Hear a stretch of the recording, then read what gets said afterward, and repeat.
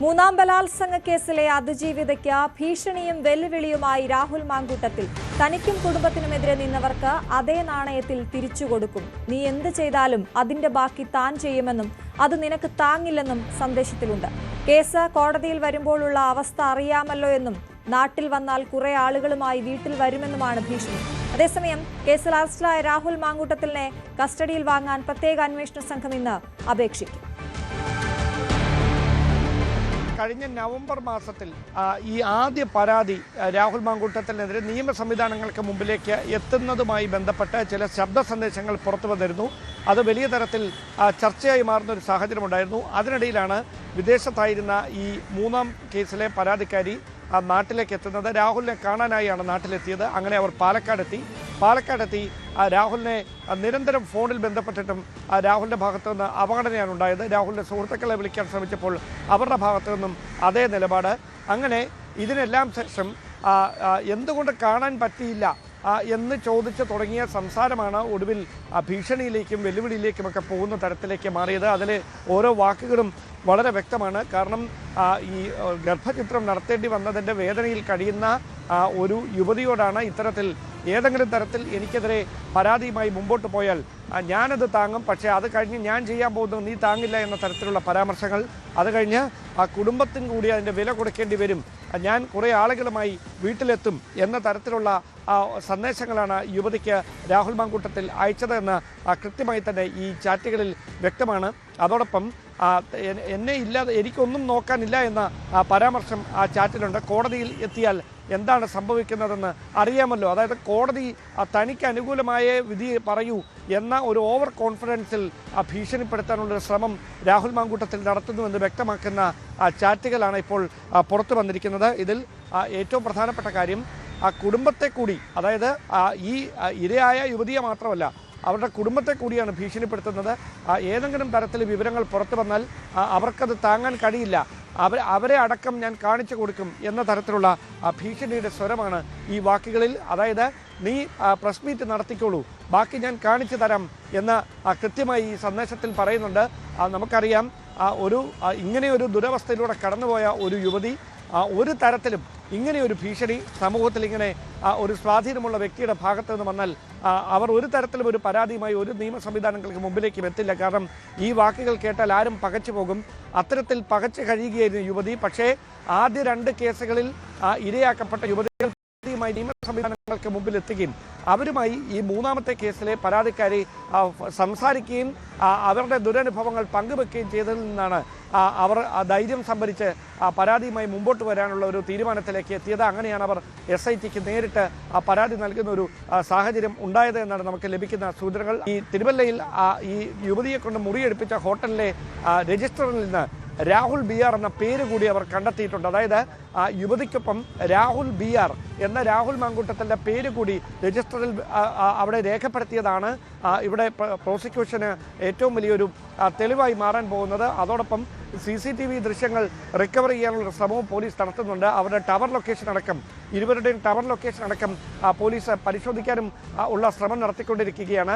എന്തായാലും രാഹുൽ മാങ്കൂട്ടത്തിൻ്റെ പക്കൽ യുവതിയുമായി ബന്ധപ്പെട്ട ഒരു ശബ്ദ സന്ദേശമുണ്ട് എന്നാണ് പോലീസ് പറയുന്നത്. ആ ബലത്തിലാണ് താൻ ഈ കേസിൽ നിന്ന് പുറത്തു വരുമെന്ന് രാഹുൽ വാദിക്കുന്നതെന്നും പോലീസ് കരുതുന്നു. അതായത് അത് കൃത്യമായി തന്നെ നമ്മൾ തമ്മിലൊന്നും നടന്നിട്ടില്ലല്ലോ എന്ന തരത്തിൽ യുവതിയെ ഭീഷണിപ്പെടുത്തി ഈ സന്ദേശങ്ങൾ അയച്ചതിന് പിന്നാലെ രാഹുൽ യുവതിയെ ഭീഷണിപ്പെടുത്തി പറയിപ്പിക്കുന്ന ഒരു ശബ്ദ സന്ദേശമാണ് രാഹുലിൻ്റെ കൈവശമുള്ളത് എന്നാണ് അന്വേഷണ സംഘത്തിൻ്റെ നിഗമനം. അതുകൊണ്ട് തന്നെയാണ് ഈ ഫോണിലെ വിശദാംശങ്ങൾ പങ്കുവെക്കാൻ രാഹുൽ തയ്യാറാകാതിരിക്കുന്നത്. അതേസമയം അത് സയന്റിഫിക് പരിശോധനയ്ക്കായി ഫോറൻസിക് സംഘത്തിന് കൈമാറുന്നൊരു സാഹചര്യം ഉണ്ടായാൽ സ്വാഭാവികമായി ആ ഫോണിലെ രാഹുലിൻ്റെ രഹസ്യങ്ങൾ മറനീക്കും. അത് കൃത്യമായി അന്വേഷണ സംഘം കണ്ടെത്തുകയും ചെയ്യും. അതിനുള്ള ശ്രമം ഇതിനോടകം തന്നെ ആരംഭിച്ചിട്ടുണ്ട്. കസ്റ്റഡി അപേക്ഷയിൽ അതുകൂടി ഉൾപ്പെടുത്തിക്കൊണ്ടാണ് തിരുവല്ല കോടതിയിലേക്ക് പ്രോസിക്യൂഷൻ ഇന്ന് നീങ്ങുന്നത്. മൂന്നാം ബലാത്സംഗ കേസിലെ അതിജീവിതയ്ക്ക് ഭീഷണിയും വെല്ലുവിളിയുമായി രാഹുൽ മാങ്കൂട്ടത്തിൽ രംഗത്തെത്തിയിരുന്നു. അതേസമയം അറസ്റ്റിലായ രാഹുൽ മാങ്കൂട്ടത്തിനെതിരെ പരാതി ലഭിച്ചാൽ അയോഗ്യനാക്കാനുള്ള നടപടിയിലേക്ക് കടക്കാൻ നിയമസഭാ സെക്രട്ടേറിയറ്റ് തീരുമാനിക്കുന്നു. അയോഗ്യത ആവശ്യപ്പെട്ട LDF MLA-മാർ ഉടൻ പരാതി നൽകുമെന്നാണ് അറിയുന്നത്. അതിനിടെ അറസ്റ്റ് ചെയ്ത വിവരം സ്പീക്കറെ രേഖാമൂലം പോലീസ് അറിയിച്ചു. ബലാത്സംഗ കുറ്റം ചുമത്തിയതും കേസ് വിവരവും കൈമാറി. രാഹുൽ മാങ്കൂട്ടത്തിനെതിരെ അയോഗ്യതാ നടപടിക്കുള്ള നീക്കം നിയമസഭ ആരംഭിച്ചിട്ടുണ്ട്. MLA-മാരിൽ നിന്ന് പരാതി ലഭിച്ചാൽ ഉടൻ തന്നെ അത്തരം നടപടികളിലേക്ക് കടക്കും. എത്തിക്സ് ആൻഡ് പ്രിവൈസ് കമ്മിറ്റിക്ക് വിടാനോ അല്ലെങ്കിൽ സ്പീക്കർക്ക് നേരിട്ട് ഈ നടപടികളിലേക്ക് കടക്കാനോ കഴിയുന്ന സാഹചര്യമാണുള്ളത്. അതിനുള്ള നീക്കം നിയമോപദേശം ഇന്നലെ തന്നെ സ്പീക്കറുടെ ഓഫീസും നിയമസഭാ സെക്രട്ടേറിയറ്റും തേടിയിരുന്നു. ഇടതുമുന്നണി എന്ന നിലയിലും ഒരുപക്ഷെ പരാതി നൽകിയേക്കും. നിയമസഭാ സമ്മേളനം 20-ന് ആരംഭിക്കുകയാണ്. അതിനു മുമ്പ് തന്നെ രാഹുൽ മാങ്കൂട്ടത്തിനെ അയോഗ്യതാ നീക്കവും ആരംഭിക്കാൻ തന്നെയാണ് സാധ്യത. കേരള നിയമസഭയുടെ ചരിത്രത്തിൽ ഇത്തരത്തിലൊരു അയോഗ്യത ഒരു MLA-ക്കും നേരിടേണ്ടി വന്നിട്ടില്ല. 2 തവണ എത്തിക്സ് ആൻഡ് പ്രിവൈസ് കമ്മിറ്റിക്ക് ലഭിച്ച പരാതിയുടെ അടിസ്ഥാനത്തിൽ PC ജോർജിനെതിരെ ശാസന അടക്കമുള്ള നടപടികൾ ഉണ്ടായിരുന്നു. പക്ഷേ അതിനുശേഷം ഒരു MLA-ക്കെതിരെയും അത്തരം നീക്കങ്ങൾ ഉണ്ടായില്ല. പക്ഷേ രാഹുൽ മാങ്കൂട്ടത്തിനെതിരെ അയോഗ്യനാക്കാൻ നടപടികളിലേക്ക് തന്നെ നിയമസഭ കടന്നാലും അത്ഭുതപ്പെടാനില്ല. രാഹുലിനെ അറസ്റ്റ് ചെയ്ത രാഹുൽ ജയിലിലാണെന്ന വിവരം അന്വേഷണ സംഘം രേഖാമൂലം സ്പീക്കറെ അറിയിച്ചിട്ടുണ്ട്. അതിന്റെ അടിസ്ഥാനത്തിൽ കൂടി നിയമസഭാ സെക്രട്ടേറിയറ്റും തുടർ നീക്കങ്ങൾ ആരംഭിച്ചിട്ടുണ്ട്. അതേസമയം ബലാത്സംഗ കേസിൽ റിമാൻഡിലായ രാഹുൽ മാങ്കൂട്ടത്തിൽ മാവേലിക്കര സബ് ജയിലിലെ രാഹുലിന്റെ ആദ്യ ദിനം കഴിച്ചുകൂട്ടിയത് ഏകനായാണ്. സുരക്ഷാ കാരണങ്ങൾ മുൻനിർത്തിയാണ് സബ് ജയിലിലെ 3-ാം നമ്പർ സെല്ലിൽ രാഹുലിനെ ഒറ്റയ്ക്ക് പാർപ്പിച്ചിരിക്കുന്നത്. രാവിലെ അടൂരിൽ നിന്നെത്തിയ കോൺഗ്രസ് പ്രവർത്തകനെ കാണാൻ രാഹുൽ മാങ്കൂട്ടത്തിൽ തയ്യാറായില്ല. അതിനുശേഷം വസ്ത്രവുമായി എത്തിയ ആളെ ജയിലിലേക്ക് പ്രവേശിപ്പിച്ചു എന്നാണ് ഇപ്പോൾ നമുക്ക് ലഭ്യമാകുന്ന വിവരങ്ങൾ. എന്തുതന്നെ ആയാലും ഇപ്പോൾ അവസാനം അറസ്റ്റ് ചെയ്ത് പോലീസ് കൊണ്ടുപോകുന്ന സമയത്തും വലിയ ആത്മവിശ്വാസം പ്രകടിപ്പിച്ച് ചിരിച്ചുകൊണ്ടൊക്കെ പോകുന്ന രാഹുലിനെയാണ് നമ്മൾ കണ്ടതെങ്കിൽ ജയിലിൽ ഏകനായി കഴിയുകയാണ് എന്നാണ് മനസ്സിലാക്കുന്നത്. ശരണ്യ സ്നേഹജൻ വാർത്തയുടെ വിശദാംശങ്ങളുമായി ചേരുന്നു. ശരണ്യ, ഞാൻ നേരത്തെ പറഞ്ഞതുപോലെ ആത്മവിശ്വാസം ഒരിക്കലും താൻ കൈവിടുന്നില്ല, തിരിച്ചു വരുമെന്നൊക്കെ ഉള്ള ഒരു ശരീരഭാഷയിലായിരുന്നു ഇത്തവണയും ജയിലിലേക്ക് പോയത്. ജയിലിനുള്ളിലെ അവസ്ഥ എന്താണ്?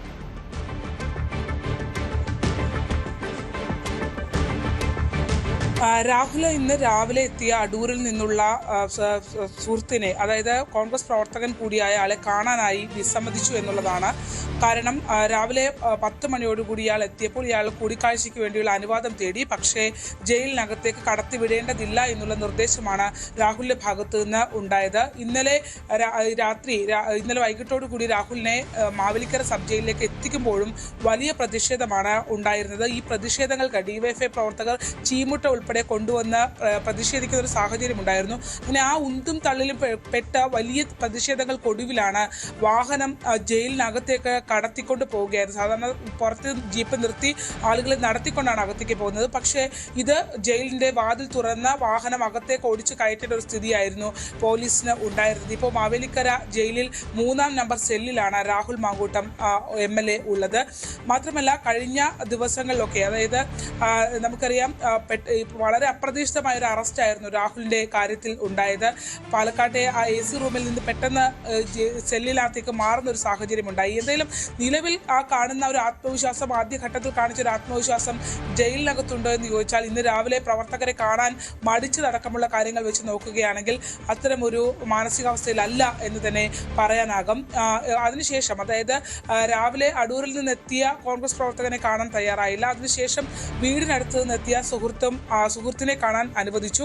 അയാൾ വസ്ത്രവുമായാണ് എത്തിയത്. വസ്ത്രവുമായി എത്തി രാഹുലിന് ജയിലിനകത്ത് പോയി വസ്ത്രം കൊടുത്ത് മടങ്ങി വരികയാണ് ഉണ്ടായിട്ടുള്ളത്. ഇന്നലെ വൈകിട്ടും ഭക്ഷണമൊക്കെ കഴിച്ചു.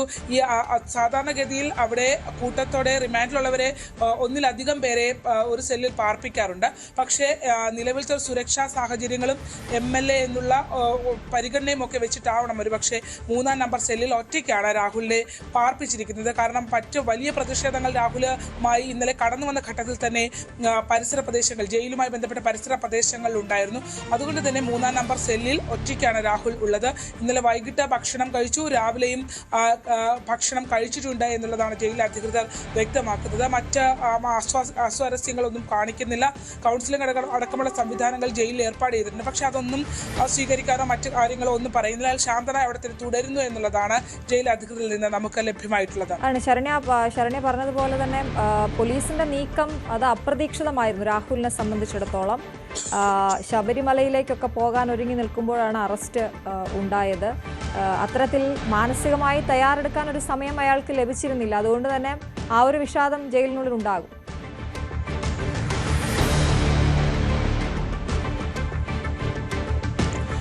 എത്ര ആത്മവിശ്വാസം കാണിച്ചാലും ജയിലിനകത്തേക്ക് പോകുമ്പോൾ സ്വാഭാവികമായും ആ ഒരു മാറ്റം ആർക്കാണെങ്കിലും ഉണ്ടാകും. അത് പ്രത്യേകിച്ച് ഇത്തരത്തിലുള്ള ജനപ്രതിനിധിയായി നിൽക്കുന്ന ആൾ, അത് അയാൾ അകപ്പെട്ടിരിക്കുന്ന കേസുമായി ബന്ധപ്പെട്ട് നമ്മൾ പരിശോധിക്കുകയാണെങ്കിൽ തന്നെ വളരെ മോശം ഒരു സാഹചര്യത്തിൽ ജയിലിലേക്ക് പോകേണ്ടി വന്നു എന്നുള്ളതാണ്. നേരത്തെ സൂചിപ്പിച്ചതുപോലെ തന്നെ ഒട്ടും പ്രതീക്ഷിക്കാത്ത ഒരു അറസ്റ്റായിരുന്നു. ഒരുപക്ഷെ പാലക്കാട് AC റൂമിൽ നിന്നും ജയിലിലെ മാവേലിക്കര സബ് ജയിലിലെ 3-ാം നമ്പർ സെല്ലിലേക്ക് എത്തുമ്പോൾ തീർച്ചയായും ഇത് ആരാണേലും എത്ര പുറമെ ആത്മവിശ്വാസം പ്രകടിപ്പിച്ചാലും ആരെയാണേലും അത് തകർക്കുന്ന രീതിയിൽ തന്നെയായിരിക്കും. പക്ഷേ രാഹുലിനെ സംബന്ധിച്ച് ഉയർന്നു വന്നിരിക്കുന്ന വിഷയങ്ങൾ വളരെ ഗൗരവമേറിയതാണ്. അതിന് ഓരോ ഘട്ടത്തിലും തെളിവ് സഹിതം കാര്യങ്ങൾ പുറത്തു വരുമ്പോഴും അതിജീവിതന്മാരെ ഭീഷണിപ്പെടുന്ന അടക്കമുള്ള കാര്യങ്ങൾ അയാളുടെ ഭാഗത്തു നിന്ന് തുടർന്നുകൊണ്ടേയിരുന്നു. എന്തായാലും അത്തരമൊരു കാര്യങ്ങളിലാണ് പോലീസിന്റെ ഭാഗത്തു നിന്ന് അപ്രതീക്ഷിതമായൊരു നീക്കമുണ്ടായത്. ഉടുവസ്ത്രത്തിൽ ഇറങ്ങി വരേണ്ട സാഹചര്യമാണ് രാഹുലിന് ഉണ്ടായത്.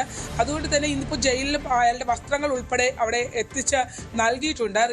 നിലവിലത്തെ ഒരു സാഹചര്യത്തിൽ ഒരു രാഷ്ട്രീയ സമരങ്ങളിലോ മറ്റും പങ്കെടുത്തുകൊണ്ടല്ലോ ഇപ്പോൾ രാഹുൽ മാങ്കൂട്ടത്തിൽ എത്തിയിരിക്കുന്നത്. അതുകൊണ്ട് തന്നെ അയാളുടെ ഒരു മാനസിക നില, പക്ഷേ ഭക്ഷണം മറ്റു കാര്യങ്ങളൊക്കെ കൃത്യമായി കഴിക്കുന്നുണ്ട്. അതിനോടൊന്നും അയാൾ വിയോജിപ്പ് പ്രകടിപ്പിക്കുന്നില്ല. സെല്ലിൽ മറ്റ് അസ്വസ്ഥതകൾ പ്രകടിപ്പിക്കുന്നില്ല, അവിടെ തുടരുന്നു എന്നുള്ളത് തന്നെയാണ് പോലീസ് വ്യക്തമാക്കുന്നത്. പക്ഷേ അതേസമയം തന്നെ രാഹുലിനെ സംബന്ധിച്ച് ഇത് ഏറെ ചിന്തകളിലൂടെ കടന്നു പോകുന്ന ഒരു സമയം തന്നെ ആയിരിക്കുമെന്ന് തന്നെ പറയാൻ കഴിയും. അശ്വതി. ശരി, ശരണ്യ സ്നേഹജനാണ് വിവരങ്ങൾ നൽകിയത്. അതേസമയം രാഹുൽ മാങ്കൂട്ടം വിഷയത്തിൽ പ്രതികരിക്കാനില്ല എന്ന് തന്നെയാണ് പ്രതിപക്ഷ നേതാവ് VD സതീശൻ ഇന്നും പ്രതികരിച്ചത്. പാർട്ടിക്ക് പുറത്തുള്ളവരോട് എങ്ങനെയാണ് രാജി ആവശ്യപ്പെടുന്നതെന്നും സതീശൻ ചോദിച്ചു. പാർട്ടിക്ക് പുറത്തുള്ള ആളുകളോട് എങ്ങനെ രാജി ആവശ്യപ്പെടും? ഒരാളെ നിയമസഭാംഗമായി ജയിച്ച ഒരാളെ പുറത്താക്കണമെങ്കിൽ ഇപ്പോ ആന്റണി രാജുവിന്റെ മെമ്പർഷിപ്പ് പോയി, അത് ഓട്ടോമാറ്റിക്കായിട്ട് പോയതാണ്. മെമ്പർഷിപ്പ് 2 കൊല്ലത്തിന് മീതെ അല്ലെ ശിക്ഷ കിട്ടിയപ്പോ പോയതാണ്. അല്ലാതെ ഒരാളുടെ മെമ്പർഷിപ്പ് കളയാനുള്ള പ്രൊവിഷൻ ഏതെങ്കിലും ഉണ്ടെന്ന് ഞാൻ ഇതുവരെ എന്റെ ശ്രദ്ധയിൽപ്പെട്ടിട്ടില്ല. ശ്രദ്ധയിൽ ആരെങ്കിലും പെടുത്തിയാൽ നമുക്കത് പരിശോധിക്കാം. ഞാൻ ഒറ്റയ്ക്ക് പറയേണ്ട തീരുമാനമല്ല. പാർട്ടി എല്ലാ കാര്യത്തിലും ഇത് സംബന്ധിച്ച് പാർട്ടിയാണ് ഒരുമിച്ച് തീരുമാനമെടുത്ത് ഇനി പാർട്ടി ആലോചിക്കും. അങ്ങനത്തെ ഒരു ഘട്ടം വന്നാൽ സാങ്കല്പിക ചോദ്യമാണത്. ഇപ്പൊ മറുപടി പറയേണ്ട ആവശ്യമില്ല. സ്ഥിരം ലൈംഗിക കുറ്റവാളിയാണ് രാഹുൽ മാങ്കൂട്ടത്തിലെന്ന് CPM സംസ്ഥാന സെക്രട്ടേറിയറ്റ് അംഗം MV ജയരാജൻ. കോൺഗ്രസിന്റെ ജീർണതയാണ് ഇതിലൂടെ വെളിവാകുന്നത്. 3ാമത്തെ പരാതിക്കാരിയെ വടകരയിലെ ഫ്ളാറ്റിലേക്ക് ക്ഷണിച്ചുവെന്നും ഇത് ആരുടേതെന്ന് തിരിച്ചറിയേണ്ടതുണ്ടെന്നും MV ജയരാജൻ പറഞ്ഞു. സ്ഥിരം ലൈംഗിക കുറ്റവാളിയായി അറിയപ്പെടുന്ന കോൺഗ്രസ് നേതാവിന്റെ ചെയ്തികൾ കോൺഗ്രസിലെ ഒരു ജീർണതയാണ് വെളിപ്പെടുന്നത്. 3ാമത്തെ ഇര പോലീസിന് നൽകിയ പരാതിയിന്മേലാണ് ഇപ്പോഴുള്ള കേസുണ്ടായതും പോലീസ് കോടതിയിൽ ഹാജരാക്കി റിമാൻഡ് ചെയ്യുകയും ചെയ്തത്. മറ്റു വാർത്തകളിലേക്ക്. കേന്ദ്രത്തിന്റെ സാമ്പത്തിക ഉപരോധത്തിനെതിരായ ഏകദിന സത്യാഗ്രഹത്തിൽ മോദി സർക്കാരിനും UDF-നുമെതിരെ മുഖ്യമന്ത്രി പിണറായി വിജയൻ. കേരളത്തോട് കേന്ദ്രം ചെയ്യുന്നത് പിടിച്ചുപറിയാണെന്നും അതിന് പിന്തുണ നൽകുന്ന സമീപനമാണ് UDF സ്വീകരിക്കുന്നതെന്നും മുഖ്യമന്ത്രി വിമർശിച്ചു. LDF അധികാരത്തിലിരിക്കുമ്പോൾ നാട് മുന്നോട്ടു പോകാൻ പാടില്ലെന്ന ഹീനബുദ്ധി മനസ്സിൽ വെച്ചുള്ള സമീപനമാണ് എന്ന് കുറ്റപ്പെടുത്തിയ മുഖ്യമന്ത്രി ധനകാര്യ കമ്മീഷനിൽ നിന്നുള്ള വിഹിതം ആരുടെയും ഔദാര്യമല്ലെന്ന് ആഭ്യന്തരമന്ത്രി അമിത്ഷായ്ക്ക് മറുപടി നൽകി. പാളയം രക്തസാക്ഷി മണ്ഡപത്തിന് മുന്നിലാണ് സമരം. മന്ത്രിമാരും MLA-മാരും ഇടതുമുന്നണി നേതാക്കളും സമരത്തിൽ പങ്കെടുക്കുന്നു. ഈ നാടിനെ തകർക്കരുത്, ഈ നാടിന് അർഹതപ്പെട്ടത് നിഷേധിക്കരുത്, ഇതാണ് നാം ആവശ്യപ്പെടുന്ന കാര്യം. ഏതെങ്കിലും തരത്തിൽ അനർഹമായ ഒന്നും കേരളം ആവശ്യപ്പെടുന്നില്ല.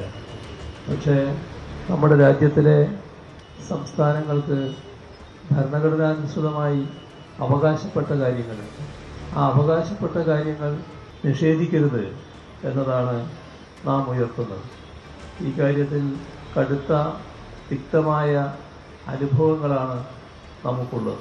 നമ്മുടെ നാട് മുന്നോട്ട് പോകാതിരിക്കാൻ ബോധപൂർവം തടസ്സങ്ങൾ സൃഷ്ടിക്കുന്ന സമീപനമാണ് കേന്ദ്ര ഗവൺമെൻറ് തുറന്നു വരുന്നത്. ഇക്കാര്യത്തിൽ കേരളത്തോട് താല്പര്യമുള്ള എല്ലാവരും ഒന്നിച്ചു നിന്ന് കേന്ദ്രത്തിനെതിരെ ശബ്ദമുയർത്തുകയാണ് വേണ്ടത്. കൂടുതൽ വിവരങ്ങളുമായി VV അരുണാണ് ചേരുന്നത്. അരുൺ, കേരളത്തെ തകർക്കരുത് എന്നാണ് മുഖ്യമന്ത്രി കേന്ദ്രത്തോട് പറഞ്ഞത്. ഒപ്പം വലിയ വിമർശനം UDF-നെതിരെയും ഒക്കെ ഉന്നയിച്ചല്ലോ. ഏത് രീതിയിലാണ് കേന്ദ്രവിരുദ്ധ സമരം മുന്നോട്ട് പോകുന്നത്?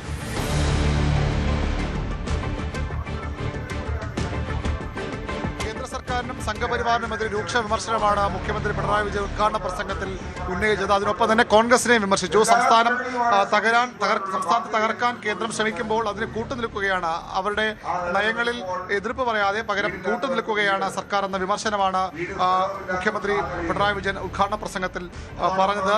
കേരളത്തെ എങ്ങനെ തകർക്കാമെന്നാണ് കേന്ദ്രം നോക്കുന്നത്. സാധാരണഗതിയിൽ എല്ലാ സംസ്ഥാനങ്ങളെയും ചേർത്ത് പിടിക്കുകയാണ് കേന്ദ്ര സർക്കാരുകൾ ചെയ്യേണ്ടത്. പക്ഷേ ഇതിന് വിരുദ്ധമായി ഇവിടെ എങ്ങനെ തകർക്കാമെന്നതിൽ ഗവേഷണം നടത്തുന്ന സർക്കാരായി മാറുന്നു കേന്ദ്ര സർക്കാർ എന്നാണ് മുഖ്യമന്ത്രി ആരോപിച്ചത്. സംസ്ഥാനത്ത് ധൂർത്തെന്ന വലിയ പ്രചരണമുണ്ട്.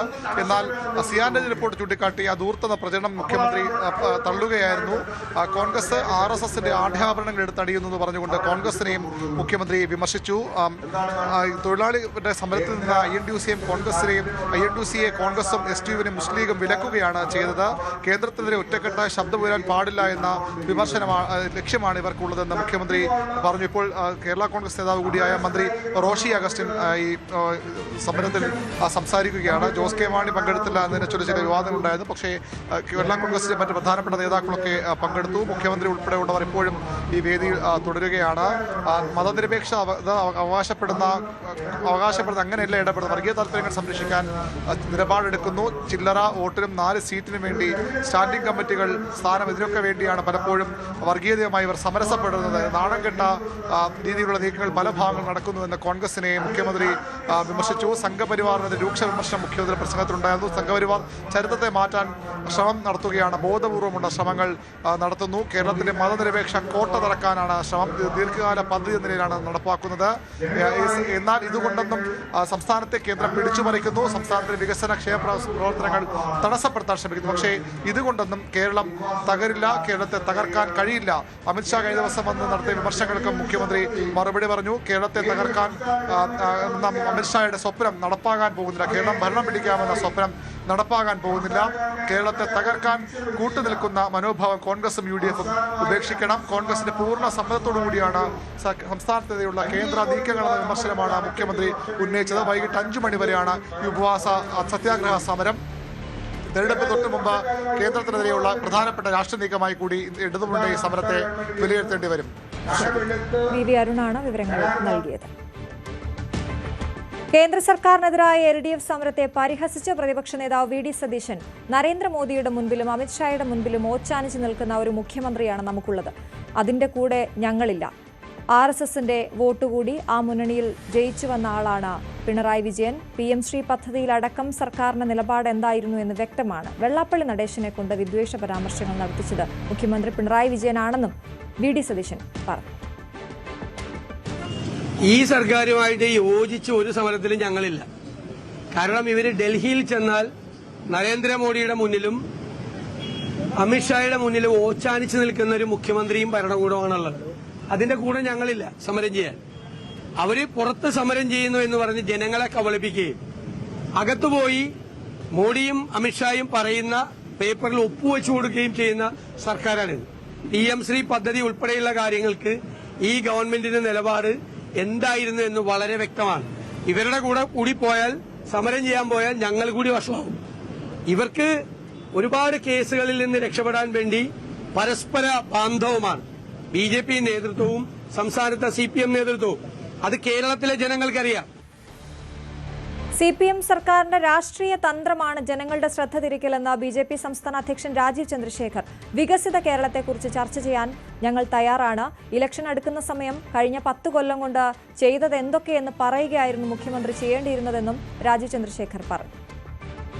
ഈ CPM സർക്കാരിന്റെ ഒരു രാഷ്ട്രീയ തന്ത്രം എന്ന് പറഞ്ഞാൽ ജനങ്ങളെ ശ്രദ്ധ തിരിക്കാനും ജനങ്ങളുടെ സാമാന്യ ബുദ്ധി ചാലഞ്ച് ചെയ്യുന്ന ഓരോരോ കാര്യങ്ങൾ പറഞ്ഞ് അവർ ചെയ്യേണ്ട അവരുടെ കടമ ശ്രദ്ധ തിരിക്കാൻ അവരൊരു പണ്ടുകാലത്തിന്റെ ഒരു ശ്രമമാണ് ഇന്നും അദ്ദേഹം ചെയ്യാൻ ശ്രമിക്കുന്നു.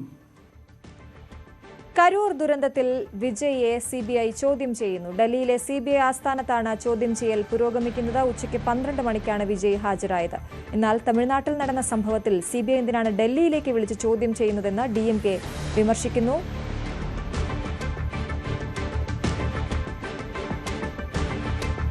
സാക്ഷിയായാണ് ഈ വിജയ് ഇപ്പോൾ എത്തിയിരിക്കുന്നത്. അഭിഭാഷക സംഘവും വിജയ്ക്കൊപ്പമുണ്ട്. എന്തായാലും 12 മണിയോടെ വിജയ് അവിടെ CBIക്ക് മുന്നിൽ ഹാജരായിരിക്കുന്നു. അജയ് സുധ ബിജു ഏറ്റവും പുതിയ വിവരങ്ങളുമായി ചേരുന്നു. അജയ്, വിജയെ സംബന്ധിച്ചിടത്തോളം നിർണായകമായ ദിവസമാണ്. ചോദ്യം ചെയ്യൽ എങ്ങനെ പുരോഗമിക്കുന്നു? അശ്വതി, ഇന്ന് 12 മണിക്കാണ് വിജയുടെ ചോദ്യം ചെയ്യൽ നടപടികൾ ആരംഭിച്ചത്. 3 ഉദ്യോഗസ്ഥ സംഘമാണ് വിജയെ ചോദ്യം ചെയ്യുന്നത് എന്നാണ് മനസ്സിലാക്കാൻ സാധിക്കുന്നത്. ഒരു CBI സൂപ്രണ്ടന്റ് ഓഫീസറും പിന്നെ അതുപോലെ ഒരു ഇൻസ്പെക്ടറും അതുപോലെ തന്നെ മറ്റ് റാങ്കിലുള്ള ഒരു ഉദ്യോഗസ്ഥനും ചേർന്നാണ് വിജയെ ചോദ്യം ചെയ്യുന്നത്. ഉടൻ തന്നെ ഈ ഉച്ചഭക്ഷണത്തിനായി ഒരു ബ്രേക്ക് എടുക്കും. അതിനുശേഷം വീണ്ടും ചോദ്യം ചെയ്യൽ പുനരാരംഭിക്കും എന്നാണ് വിവരം ലഭിക്കുന്നത്. കരൂർ ദുരന്തത്തെ സംബന്ധിച്ച് നിർണായകമായിട്ടുള്ള വിവരങ്ങൾ വിജയിൽ നിന്ന് ചോദിച്ചറിയാനാണ് CBI ലക്ഷ്യമിടുന്നത്. സാക്ഷി എന്നുള്ള നിലയിലാണ് വിജയെ ചോദ്യം ചെയ്യാനായി വിളിപ്പിച്ചിട്ടുള്ളത്. ഇതിന്റെ ഭാഗമായിട്ട് ഈ കരൂർ ദുരന്തം, കരൂരിൽ നടന്നിട്ടുള്ള ഈ പരിപാടി, TVK പാർട്ടിയുടെ ഈ പരിപാടി, അത് സംഘടിപ്പിച്ച വിവരം വിജയ് അറിഞ്ഞത് എപ്പോഴാണ്, ഈ പരിപാടിയുടെ ഉത്തരവാദിത്തം ഏൽപ്പിച്ച നേതാക്കൾ ആരൊക്കെ, അതുപോലെ തന്നെ ഈ കരൂർ ദുരന്തം നടക്കുന്ന ആ സമയത്ത് ഒരു കുട്ടി മിസ്സായതിനെ പറ്റിയിട്ട് ഒരു അനൗൺസ്മെന്റ് ആ സ്ഥലത്ത് നടന്നിരുന്നു. ആ അനൗൺസ്മെന്റിന് ശേഷമാണ് ഈ ദുരന്തത്തിലേക്ക് നയിച്ച സംഭവം ഉണ്ടായത് എന്നാണ് ഈ പോലീസിന്റെ ഒരു ഭാഷ്യം വെളിപ്പെടുത്തുന്നത്. അപ്പോൾ ഈ കുട്ടിയെ മിസ്സായതിനെ പറ്റിയിട്ടുള്ള ഈ അനൗൺസ്മെന്റ്, അതിനെപ്പറ്റി വിജയ്ക്ക് അറിവുണ്ടായിരുന്നോ എന്ന് ചോദിക്കും. അതുപോലെ തന്നെ മറ്റു കാര്യങ്ങൾ, ഈ സ്ഥലത്തെത്താൻ വിജയ് ഏതാണ്ട് 4-5 മണിക്കൂറോളം വൈകിയിട്ടുണ്ട്. കരൂർ ഈ പരിപാടി നിശ്ചയിച്ചിരുന്ന സമയത്തേക്കാൾ വിജയ് വളരെയധികം വൈകി, നേരം ഇരുട്ടിയതിന് ശേഷമാണ് അവിടെ എത്തിയത്. വിജയ് ഇത്രയധികം വൈകാനുണ്ടായ കാര്യം എന്താണ് എന്ന് ചോദിക്കും. അതുപോലെ തന്നെ ഈ സംഭവത്തെപ്പറ്റി വിജയ് അറിഞ്ഞത് എപ്പോഴാണ്, കരൂർ ദുരന്തം നടന്നതായി വിജയ് അറിഞ്ഞത് എപ്പോഴാണ് എന്ന് ചോദിക്കും. അതുപോലെ ഈ സ്ഥലത്ത് നിന്ന് ഈ സംഭവമുണ്ടായി പ്രശ്നം രൂക്ഷമായതിനു ശേഷം വിജയ് ഉടൻ തന്നെ അവിടെ നിന്ന് ചെന്നൈയിലേക്ക് മടങ്ങിയത് എന്തുകൊണ്ടാണ് എന്നതുൾപ്പെടെയുള്ള ചോദ്യങ്ങളാണ് പ്രധാനമായിട്ടും ചോദിക്കുന്നത്. അതുപോലെ തന്നെ ഈ പോലീസിന്റെ കുറ്റപത്രത്തിൽ പറയുന്ന പ്രധാനപ്പെട്ട ഒരു കാര്യമാണ്, ഈ സ്ഥലത്ത്, കരൂർ ദുരന്തം നടന്ന സ്ഥലത്ത് ഈ ഒരു സ്ഥലപരിമിതി ഉണ്ടായിരുന്നതായിട്ട് TVK പാർട്ടി നേതാക്കളെ പോലീസ് നേരത്തെ അറിയിച്ചിരുന്നതായിട്ട് പറഞ്ഞിരുന്നു. അപ്പോൾ ഈ സ്ഥലപരിമിതി ഉണ്ടായിരുന്ന കാര്യം അത് വിജയ്ക്ക് അറിയാമായിരുന്നോ എന്ന് CBI തീർച്ചയായിട്ടും ചോദിക്കും. അതുപോലെ ഈ ആൾക്കൂട്ടം, അത് ഈ പരിധി കഴിഞ്ഞ് അവിടെ എത്തിയതിനെ പറ്റി, ഈ കൃത്യമായിട്ടുള്ള ഈ ഒരു സംഘാടനത്തിലെ പിഴവ്, അതിനെ പറ്റിയിട്ട് വിജയ്ക്ക് അറിയാമായിരുന്നോ തുടങ്ങിയിട്ടുള്ള ചോദ്യങ്ങളൊക്കെ ആയിരിക്കും പ്രധാനമായിട്ടും ചോദിച്ചറിയുക. ചോദ്യം ചെയ്ത് ഇന്ന് തന്നെ അദ്ദേഹത്തെ വിട്ടയക്കും എന്നാണ് വിവരം ലഭിച്ചിട്ടുള്ളത്. വിജയ്ക്കൊപ്പം 10 അംഗ അഭിഭാഷക സംഘവും അതുപോലെ തന്നെ നേരത്തെ ചോദ്യം ചെയ്ത TVKയുടെ നേതാക്കളായിട്ടുള്ള ബുസി ആനന്ദ്, നിർമ്മൽ കുമാർ തുടങ്ങിയിട്ടുള്ള നേതാക്കളും അദ്ദേഹത്തോടൊപ്പം ഉണ്ട്. ഉടൻ തന്നെ ഒരു ഉച്ചഭക്ഷണത്തിനുള്ള ഒരു ബ്രേക്ക് എടുക്കും, അതിനുശേഷം പുനരാരംഭിക്കും. അതുപോലെ വിജയെ ചോദ്യം ചെയ്യാനായി ഡൽഹിയിലേക്ക് വിളിപ്പിച്ചത് DMK ശക്തമായി വിമർശിക്കുന്നുണ്ട്.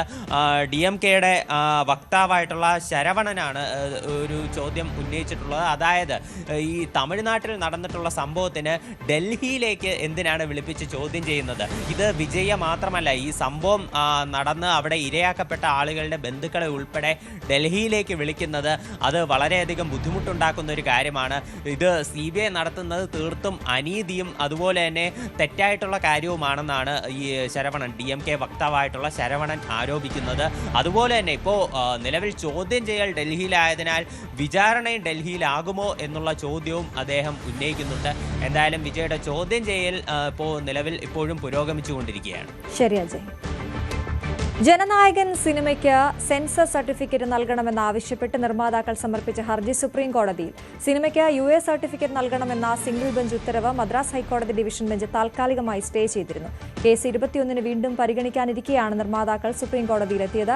500 കോടി മുതൽ മുടക്കുള്ള ചിത്രത്തിന്റെ റിലീസ് വൈകിയാൽ അത് വലിയ സാമ്പത്തിക നഷ്ടത്തിന് കാരണമാകുമെന്നാണ് KVN പ്രൊഡക്ഷൻസിന്റെ വാദം. സുപ്രീം കോടതിയിൽ നിന്ന് അനുകൂല വിധിയുണ്ടായാൽ ഈ ആഴ്ച തന്നെ ചിത്രം തിയേറ്ററുകളിൽ എത്തിക്കാനാണ് ഇവർ ലക്ഷ്യമിടുന്നത്. ISROയുടെ ചരിത്രത്തിൽ ആദ്യമായി തുടർ തിരിച്ചടി. PSLV C-62 വിക്ഷേപണത്തിന്റെ 3ാം ഘട്ടത്തിൽ സഞ്ചാരപാത വ്യതിചലിച്ചു. എന്താണ് സംഭവിച്ചതെന്ന് വിലയിരുത്തുകയാണെന്ന് ISRO chairman doctor V. Narayan വ്യക്തമാക്കി. ISROയുടെ ഏറ്റവും വിശ്വസ്ത ബഹിരാകാശ വിക്ഷേപണ വാഹനമായ PSLVക്ക് ചരിത്രത്തിലാദ്യമായി തുടർച്ചയായ 2ാം തിരിച്ചടി. ഈ വർഷത്തെ ആദ്യ ദൗത്യമായ PSLV C-62 ഇന്ന് രാവിലെ 10:17-നാണ് വിക്ഷേപിച്ചത്. ശ്രീഹരിക്കോട്ടയിലെ സതീഷ് ധവാൻ സ്പേസ് സെന്ററിലെ ലോഞ്ചിംഗ് പാഡ് 1-ൽ നിന്ന് റോക്കറ്റ് വിജയകരമായി കുതിച്ചുയർന്നു. S139 motor and both strap-ons ignite. Here's the pillar of fire meets the canvas of blue. PSLV C-62 clearing the umbilical tower, a majestic lift-off. ആദ്യ 2 ഘട്ടം വിജയകരമായി പൂർത്തിയാക്കിയ ഉപഗ്രഹം 3-ാം ഘട്ടത്തിലേക്ക് കടന്നു. 4-ാം ഘട്ടം ആരംഭിക്കുന്നതിന് തൊട്ടു മുൻപാണ് സാങ്കേതിക പ്രശ്നം ആരംഭിച്ചത്.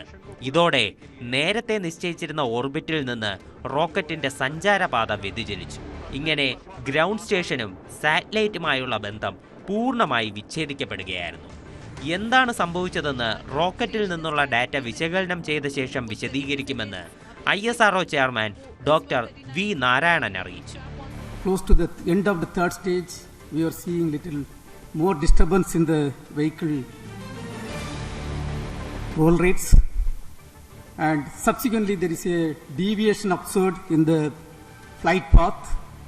We are analyzing the data and we shall come back at the earliest. Thank you. കഴിഞ്ഞ വർഷം നടന്ന PSLV C-61 വിക്ഷേപണത്തിലും സമാനമായ പ്രശ്നമാണ് ISRO നേരിട്ടത്. അന്ന് 3-ാം ഘട്ടത്തിന്റെ തുടക്കത്തിലാണ് സാങ്കേതിക പ്രശ്നം നേരിട്ടതെങ്കിൽ ഇത്തവണ അതിന്റെ അവസാനമായിരുന്നു പ്രശ്നമെന്നതാണ് വ്യത്യാസം. ചരിത്രത്തിൽ ആദ്യമായാണ് ISROയുടെ 2 തുടർ ദൗത്യങ്ങൾ ലക്ഷ്യം കാണാതെ പോകുന്നത്. എന്നാൽ കഴിഞ്ഞ ദൗത്യം പരാജയപ്പെടാനുണ്ടായ കാരണം എന്താണെന്ന് ഇതുവരെയും വിശദീകരിച്ചിട്ടില്ല. PSLV C-62 അനിശ്ചിതത്വത്തിലായതോടെ മുൻപുണ്ടായ സാങ്കേതിക പ്രശ്നം എന്താണെന്ന് വിശദീകരിക്കാനും ISRO ബാധ്യസ്ഥരാണ്. DRDO നിർമ്മിച്ച ഇന്ത്യയുടെ തന്ത്രപ്രധാന ഉപഗ്രഹമായ EOS-N1 അന്വേഷ ഉൾപ്പെടെ 16 പേലോഡുകളുമായായിരുന്നു PSLV C-62 കുതിച്ചുയർന്നത്. News desk, news 18. ഇറാനിൽ പ്രക്ഷോഭകാരികൾക്ക് നേരെ സേന നടത്തിയ വെടിവയ്പിൽ മരണസംഖ്യ 500 കടന്നു. ഇതുവരെ 538 പേർ കൊല്ലപ്പെട്ടതായാണ് വിവരം. 10,600 പേർ അറസ്റ്റിലായിട്ടുണ്ട്. എന്നാൽ പ്രതിഷേധം കൂടുതൽ നഗരങ്ങളിലേക്ക് വ്യാപിക്കുകയാണ്. അതേസമയം ഇറാനെതിരെ സൈനിക നടപടി സ്വീകരിക്കുമെന്ന് US പ്രസിഡന്റ് ഡൊണാൾഡ് ട്രംപ് മുന്നറിയിപ്പ് നൽകി. ഇറാനിൽ സർക്കാരിനെതിരെയുള്ള സമരത്തിൽ ഇതുവരെ 538 പേർ കൊല്ലപ്പെട്ടതായാണ് വിവരം. US ആസ്ഥാനമായി പ്രവർത്തിക്കുന്ന ഹ്യൂമൻ റൈറ്റ് ആക്ടിവിസ്റ്റ് ന്യൂസ് ഏജൻസിയാണ് ഞെട്ടിക്കുന്ന റിപ്പോർട്ട് പുറത്തുവിട്ടത്. 490 പ്രക്ഷോഭകാരികൾക്കും 48 സുരക്ഷാ ജീവനക്കാർക്കുമാണ് ജീവൻ നഷ്ടമായത്. 2 ആഴ്ചയായി തുടരുന്ന പ്രതിഷേധത്തിൽ ആകെ 10,600 പേർ അറസ്റ്റിലായതായും വിവരമുണ്ട്.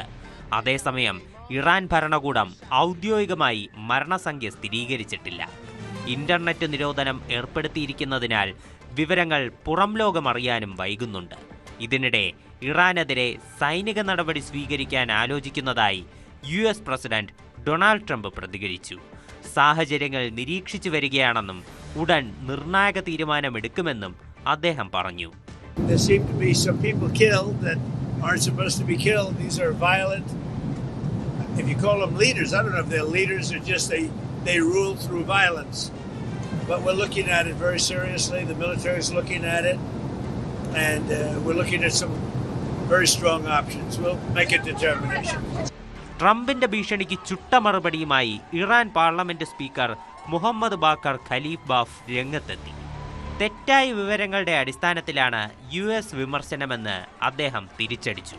US ആക്രമണത്തിനൊരുങ്ങിയാൽ ഇസ്രായേലിലെ US ബേസുകളെയും കപ്പലുകളെയും ലക്ഷ്യം വെക്കുമെന്ന് ഖലീഫാഫ് മുന്നറിയിപ്പ് നൽകി. അതേസമയം ഇറാനിൽ ദിനംപ്രതി കൂടുതൽ നഗരങ്ങളിലേക്ക് പ്രതിഷേധം വ്യാപിക്കുന്നതായാണ് റിപ്പോർട്ടുകൾ. News desk, news 18. Kasaragod Mangaluru ദേശീയപാതയിലെ കുമ്പളയിൽ ടോൾ പിരിവ് ആരംഭിച്ചതിനെതിരെ പ്രതിഷേധം ശക്തം. ടോൾ പിരിവ് തടഞ്ഞ മഞ്ചേശ്വരം MLA AKM അഷ്റഫ് ഉൾപ്പെടെയുള്ള ആക്ഷൻ കമ്മിറ്റി ഭാരവാഹികളെ പോലീസ് അറസ്റ്റ് ചെയ്തു നീക്കി.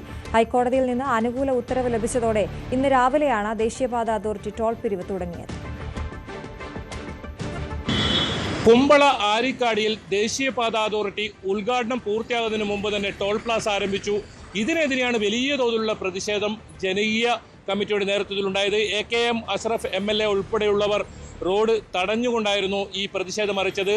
ഇത്തരം പ്രതിഷേധക്കാരെ പോലീസ് എത്തി അറസ്റ്റ് ചെയ്ത് നീക്കിയതോടുകൂടിയാണ് ടോൾ പ്ലാസ പിരിക്കുന്ന നടപടികളിലേക്ക് അധികൃതർ കടന്നത്. ഏതായാലും 60 കിലോമീറ്ററിനിടയിൽ വീണ്ടും ഒരു ടോൾ പ്ലാസ. ഇതാണ് ഈ ജനകീയ കമ്മിറ്റി വലിയ തോതിലുള്ള പ്രതിഷേധവുമായി രംഗത്തെത്താൻ കാരണം. കഴിഞ്ഞ ഒരു വർഷത്തിലേറെയായി ഈ ടോൾ പ്ലാസയുമായി ബന്ധപ്പെട്ട് ജനകീയ സമിതി പ്രതിഷേധത്തിലായിരുന്നു.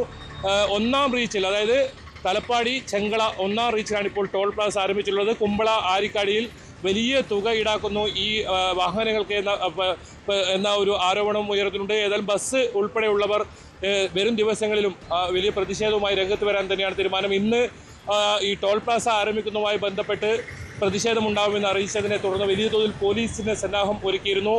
ബാരിക്കേഡ് ഉൾപ്പെടെ തീർക്കുന്ന സാഹചര്യമായുണ്ട്. ബാരിക്കേഡ് വെച്ച് വാഹനങ്ങളകത്ത് ഇതിൽ വഴി ടോൾ പ്ലാസ വഴി കടത്തിവിടുന്ന രീതിയായിരുന്നു ഉണ്ടായത്. ഏതായാലും MLA ഉൾപ്പെടെ അറസ്റ്റ് ചെയ്തതോടുകൂടിയാണ് മറ്റുള്ള ഈ സമരസമിതി പ്രവർത്തകർ പിരിഞ്ഞു പോകുന്ന സാഹചര്യം ഉണ്ടായത്. ഇതെല്ലാം അടിയന്തര യോഗം ചേർന്ന് ഇനി ഭാവി പരിപാടി, അതായത് ഏത് രീതിയിൽ പ്രതിഷേധം മുന്നോട്ട് കൊണ്ടുപോകുന്ന കാര്യത്തിൽ ഒരു തീരുമാനമുണ്ടാകും.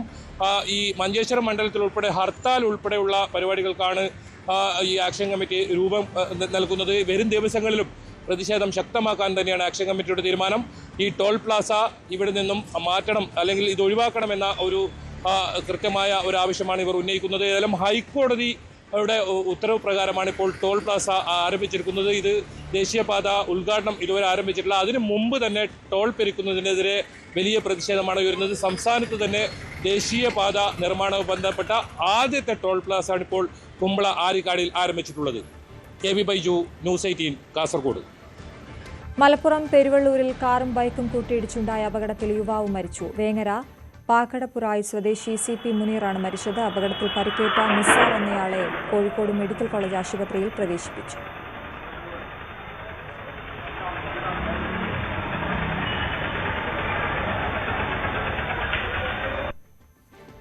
കോട്ടയം കാഞ്ഞിരപ്പള്ളിയിൽ വീടിനുള്ളിൽ സ്ത്രീയെയും യുവാവിനെയും മരിച്ച നിലയിൽ കണ്ടെത്തി. കാഞ്ഞിരപ്പള്ളി സ്വദേശിനി ഷേർലി മാത്യുവും കോട്ടയം താഴത്തങ്ങാടി സ്വദേശി ജോബ്സ് കറിയുമാണ് മരിച്ചത്. ഷേർലിയെ കഴുത്തറുത്ത് കൊലപ്പെടുത്തിയ ശേഷം ജോബ് ആത്മഹത്യ ചെയ്തതെന്നാണ് നിഗമനം. കാഞ്ഞിരപ്പള്ളി കൂവപ്പള്ളിയിലാണ് ഈ നാടിനെ ആകെ നടുക്കിയ സംഭവം ഉണ്ടാകുന്നത്. കഴിഞ്ഞ രാത്രിയാണ് സംഭവം പുറത്തു വരുന്നത്. അതായത് ഈ യുവതിയുടെ സുഹൃത്ത് യുവതിയെ വിളിച്ച് കിട്ടാതെ വന്നതോടെ പോലീസിൽ വിവരം അറിയിക്കുകയായിരുന്നു. തുടർന്ന് പോലീസ് നടത്തിയ പരിശോധനയിലാണ് രണ്ടുപേരുടെയും മൃതദേഹം വീടിനുള്ളിൽ കണ്ടത്. എടുത്തു പറയാനുള്ളത്, ഈ ഒരു യുവതിയുടെ മൃതദേഹം കിടപ്പുമുറിയിലായിരുന്നു ഉണ്ടായിരുന്നത്. യുവാവിന്റെ മൃതദേഹം സ്റ്റെയർ കേസിൽ തൂങ്ങി മരിച്ച നിലയിലുമായിരുന്നു ഉണ്ടായിരുന്നത്. ഇവർ കഴിഞ്ഞ ഒരു 7 മാസമായി ഈ വീട്ടിൽ താമസിച്ചിരുന്നു എന്നാണ് പോലീസിന് ലഭ്യമാകുന്ന വിവരം. കോട്ടയം കുറിച്ചി സ്വദേശിനിയാണ് ഈ ഷേർലി. ഒപ്പം തന്നെ താഴ്ത്തങ്ങാടി സ്വദേശിയാണ് ഈ യുവാവ്.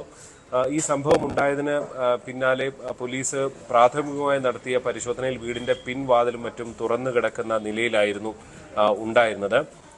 ഈ ഷേർലിയെ കൊലപ്പെടുത്തിയ ശേഷം ഈ ജോബ്സ് കറിയ ആത്മഹത്യ ചെയ്തു എന്നുള്ള പ്രാഥമിക വിവരമാണുള്ളത്.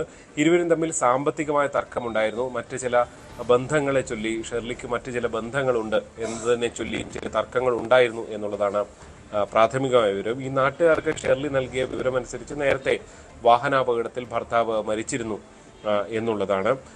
എന്തായാലും ഈ പോസ്റ്റ്മോർട്ടം ഉൾപ്പെടെയുള്ള പരിശോധനയിലൂടെ കൂടുതൽ വ്യക്തത വരുത്താനുള്ള ശ്രമത്തിലാണ് പോലീസ് ഉള്ളത്. ഈ ഫോണും മറ്റും കണ്ടെത്തിയിട്ടുണ്ട്. അതിൽ നിന്ന് കൂടുതൽ വിവരങ്ങൾ ലഭിക്കുമോ എന്നും പോലീസ് വിവരങ്ങൾ ശേഖരിക്കുകയാണ്. ഒപ്പം തന്നെ സുഹൃത്തുക്കൾ, ബന്ധുക്കൾ ഇവരിൽ നിന്നൊക്കെ വിവരം കണ്ടെത്തിക്കൊണ്ട് ഒരു അന്തിമമായ വ്യക്തത വരുത്താനുള്ള ശ്രമത്തിലാണ് ഇപ്പോൾ കാഞ്ഞിരപ്പള്ളി പോലീസ് ഉള്ളത്. മകരവിളക്കിന് ശബരിമലയിലെ അയ്യപ്പ വിഗ്രഹത്തിൽ ചാർത്താനുള്ള തിരുവാഭരണങ്ങളുമായി ഘോഷയാത്ര പന്തളം വലിയ കോയിക്കൽ ധർമ്മശാസ്ത്ര ക്ഷേത്രത്തിൽ നിന്ന് പുറപ്പെട്ടു. പരമ്പരാഗത പാതയിലൂടെ കടന്നുപോകുന്ന ഘോഷയാത്രയ്ക്ക് 11 ഇടങ്ങളിൽ ദർശന സൗകര്യമുണ്ടാകും. മറ്റന്നാളാണ് മകരജ്യോതിയും മകരസംക്രമ പൂജയും നടക്കുക.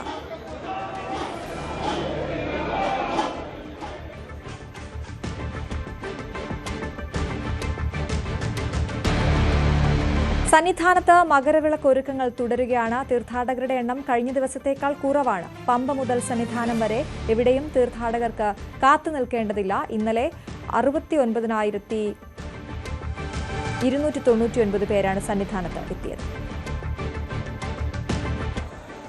മകരവിളക്കിന് 2 ദിവസം മാത്രം ശേഷിക്കെ ശബരിമല സന്നിധാനത്തെ കാഴ്ചയാണിത്.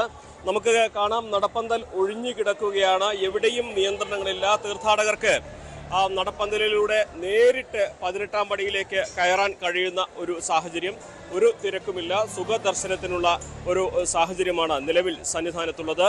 പമ്പ മുതൽ സന്നിധാനം വരെ എവിടെയും കാത്തു നിൽക്കേണ്ട അവസ്ഥയില്ല. നമുക്കറിയാം, മുൻപൊക്കെ 6-7 മണിക്കൂർ കാത്തുനിന്ന് പലയിടങ്ങളിലായി തടയപ്പെട്ടൊക്കെയാണ് തീർത്ഥാടകർ സന്നിധാനത്തെത്തിയിരുന്നെങ്കിൽ ആ സാഹചര്യത്തിന് വലിയ മാറ്റമുണ്ടായിരിക്കുന്നു. ഇന്നലെ 69,299 പേരാണ്, അതായത് ഈ ഒരു മകരവിളക്ക് തീർത്ഥാടനത്തിന് നട തുറന്ന ശേഷമുള്ള ഏറ്റവും കുറവ് തീർത്ഥാടകരെത്തിയ ദിവസം ഇന്നലെയാണ് എന്നാണ് പോലീസിന്റെ കണക്ക്. വലിയ തിരക്ക് പ്രതീക്ഷിച്ചിരുന്ന സാഹചര്യത്തിലാണ് ഈ തിരക്ക് കുറഞ്ഞിരിക്കുന്നത് എന്നതും ശ്രദ്ധേയമായ ഒരു കാര്യമാണ്. ഇന്ന് രാവിലത്തെ കാഴ്ചയാണ് ഇപ്പോൾ നമ്മൾ കാണുന്നത്. ഒരു തിരക്കും എവിടെയും അനുഭവപ്പെടുന്നില്ല. തീർത്ഥാടകർ സുഖമായിട്ട് ദർശനം നടത്താൻ കഴിയുന്ന ഒരവസ്ഥ. പക്ഷേ ഇവിടെ എത്തുന്ന തീർത്ഥാടകരിൽ വലിയ ഒരു വിഭാഗം ഇവിടെ തന്നെ തമ്പടിക്കുന്ന ഒരു സാഹചര്യമുണ്ട്. പാണ്ഡിത്താവളത്തിലും അതേപോലെ ആ പരിസര പ്രദേശങ്ങളിലൊക്കെ ഇതിനോടകം തന്നെ പലയിടങ്ങളായി ഷെഡുകളിലും പർണശാലകളിലൊക്കെ തീർത്ഥാടകർ തമ്പടിക്കാൻ തുടങ്ങിയിരിക്കുന്നു. അവർ ഇനി മകരവിളക്ക് കണ്ടതിന് ശേഷമേ മടങ്ങിപ്പോവുകയുള്ളൂ. അപ്പോൾ അങ്ങനെ നോക്കുമ്പോൾ വലിയ ഒരു തിരക്ക് ഇനിയുള്ള ദിവസങ്ങളിൽ, ഇനിയുള്ള മണിക്കൂറുകളിൽ ഒരുപക്ഷെ നമുക്കിവിടെ പ്രതീക്ഷിക്കാം. സന്നിധാനത്ത് മകരവിളക്കിന് 2 ലക്ഷത്തോളം തീർത്ഥാടകർ ഉണ്ടാകുമെന്ന കണക്കൂട്ടലിലാണ് പോലീസിന്റെ മുന്നൊരുക്കങ്ങളും പുരോഗമിക്കുന്നത്. കൂടുതൽ പോലീസ് ഉദ്യോഗസ്ഥരും RF ഉദ്യോഗസ്ഥരും ഒക്കെ സന്നിധാനത്തേക്ക് ഡ്യൂട്ടിക്കായി എത്തിയിട്ടുണ്ട്. അതോടൊപ്പം തന്നെ മകരവിളക്കിന്റെ ചടങ്ങുകൾക്കും ഇന്ന് തുടക്കമാകും. പ്രാസാദ ശുദ്ധികൃതി, അതായത് ക്ഷേത്രശുദ്ധി വരുത്തുന്ന ചടങ്ങുകൾക്കാണ് ഇന്ന് തുടക്കമാകുക. വൈകുന്നേരം 5 മണിക്കാണ് തന്ത്രിയുടെ നേതൃത്വത്തിൽ ആ ചടങ്ങുകൾ നടക്കുക. നാളെ ബിംബശുദ്ധികൃതികൾ നടക്കും. അങ്ങനെ മകരവിളക്കിനായി സന്നിധാനം ഒരുങ്ങുകയാണ്. തീർത്ഥാടകരുടെ എണ്ണത്തിൽ വലിയൊരു തിരക്ക് പ്രതീക്ഷിച്ച സാഹചര്യത്തിൽ അത്ര തിരക്കുണ്ടായിട്ടില്ല എന്നുള്ളതാണ് ഇന്ന് നമുക്ക് ഇവിടെ നിന്നും കാണാൻ കഴിയുന്നത്. സന്നിധാനത്ത് നിന്നും CV അനുമോദ്, ന്യൂസ് 18. മകരവിളക്കിന് ശബരിമലയിലെ അയ്യപ്പ വിഗ്രഹത്തിൽ ചാർത്താനുള്ള തിരുവാഭരണങ്ങളുമായി ഘോഷയാത്ര പന്തളം വലിയ കോയിക്കൽ ധർമ്മശാസ്ത്ര ക്ഷേത്രത്തിൽ നിന്ന് പുറപ്പെട്ടിരിക്കുകയാണ്. കൂടുതൽ വിവരങ്ങളുമായി ശശി നാരായണൻ ചേരുന്നു. ശശി, എവിടെയൊക്കെയാണ് ഇത് കണ്ടു തൊഴാനുള്ള ദർശന സൗകര്യങ്ങൾ ഉണ്ടാവുക? എന്തൊക്കെയാണ് വിവരങ്ങൾ? അശ്വതി, വലിയ തിരക്കും അതുപോലെ തന്നെ ഈ മകരവിളക്ക് ദർശനത്തിനുമായി ബന്ധപ്പെട്ടുള്ള തിരുവാഭരണം കാണുന്നതിന് വേണ്ടി വലിയ തിരക്കാണ് പന്തളം വലിയ കോയിക്കൽ ക്ഷേത്രത്തിൽ ഇതിന് പുലർച്ചെ മുതലുണ്ടായിരുന്നത്. എന്നാൽ അല്പസമയം മുമ്പാണ് തിരുവാഭരണം ഘോഷയാത്ര പന്തളത്തിൽ നിന്ന് പുറപ്പെട്ടത്. ആചാരപരമായ ചടങ്ങുകൾ പൂർത്തീകരിച്ച ശേഷം 12 മണിക്കാണ് ഗുരുസ്വാമി ശിവൻകുട്ടിയുടെ നേതൃത്വത്തിലുള്ള 30 അംഗ ഈ തിരുവാഭരണ പേടക വാഹക സംഘം ഈ ശിരസിലേറ്റിയാണ് ഇപ്പോൾ പന്തളത്തിൽ നിന്നും തിരുവാഭരണം പുറപ്പെട്ടുള്ളത്. 30 അംഗ സംഘമാണ് ഈ തിരുവാഭരണ ഘോഷയാത്ര ആരംഭിക്കുന്നത്.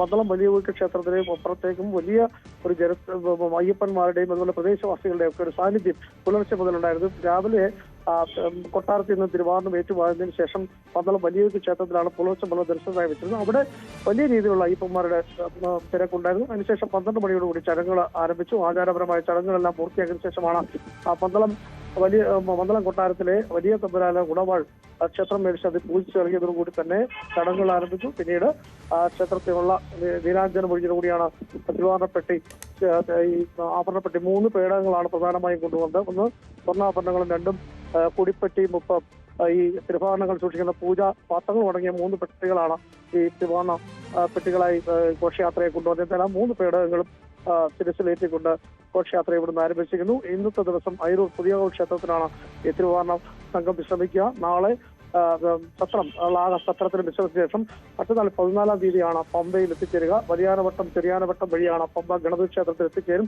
അവിടുന്ന് നേരെ ശിരസിലേറ്റിയാണ് വീണ്ടും ഈ തിരുവാഭരണം ശരംകുത്തിയിൽ എത്തിച്ചേരും. ശരംകുത്തി വെച്ച് ദേവസ്വം ബോർഡും അതുപോലെ തന്നെ മറ്റ് അയ്യപ്പ സേവാ സംഘത്തിന് പ്രവർത്തകരും തിരുവാഭരണം സ്വീകരിച്ചാണ് സന്നിധാനത്തെത്തിക്കുകയും പിന്നീട് തിരുവാഭരണ ചാർത്തിയുള്ള മകരവിളക്ക് ദർശനം നടക്കുകയും ചെയ്തു. ഏതായാലും ഭക്തി നിർഭരമായ ഒരു ചടങ്ങിനാണ് പന്തളം സാക്ഷിവഹിച്ചത്. നിരവധി ഭക്തരുടെ പുലർച്ചെണ്ടായിരുന്നു. വലിയ തിരക്കും ഉണ്ടായിരുന്നു. എന്തായാലും ദർശനം പൂർത്തിയാക്കി ഭക്തർ മടങ്ങിയിരിക്കും. തിരുവാഭരണം ഇപ്പോൾ ഘോഷയാത്രയായി പല സ്ഥലങ്ങളും വിവിധ ക്ഷേത്രങ്ങളിൽ കൂടെ കടന്നാണ് ഈ തിരുവാഭരണം കരംവരാത കാനന പാതയിലൂടെ സഞ്ചരിച്ചാണ് ഇത് സന്നിധാനത്തെത്തിച്ചേരുന്നത്. അങ്ങനെ ഒരു തിരുവാഭരണം ഇപ്പോൾ പന്തളത്ത് നിന്ന് പുറപ്പെട്ടിരിക്കുന്നത്.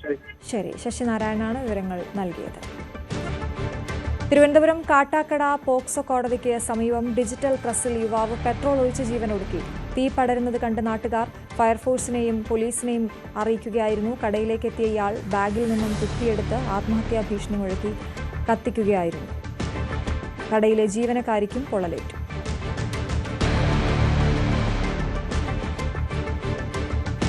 തിരുവനന്തപുരം ശ്രീകാര്യത്ത് പ്രതിശ്രുതവരന് വാഹനാപകടത്തിൽ ദാരുണാന്ത്യം. ചെമ്പഴന്തി ചെല്ലമംഗലം സ്വദേശി രാകേഷാണ് മരിച്ചത്. KSRTC സ്വിഫ്റ്റ് ബസും ബൈക്കും കൂട്ടിയിടിച്ചായിരുന്നു അപകടം. വെളുപ്പിന് 1 മണിയോടെ പാങ്ങപ്പാറ മാങ്കുഴിയിലായിരുന്നു അപകടം. കാട്ടായിക്കോണം സ്വദേശിനിയുമായി ഇന്ന് വിവാഹം നടക്കാനിരിക്കെയായിരുന്നു ഇന്നലെ രാത്രി ബന്ധുവീട്ടിൽ പോയി മടങ്ങുമ്പോൾ അപകടമുണ്ടായത്. രാകേഷ് ഓടിച്ചിരുന്ന ബൈക്ക് അമിത വേഗതയിലായിരുന്നുവെന്ന് ദൃക്സാക്ഷികൾ പറയുന്നു. ശ്രീകാര്യം പോലീസ് കേസെടുത്തു.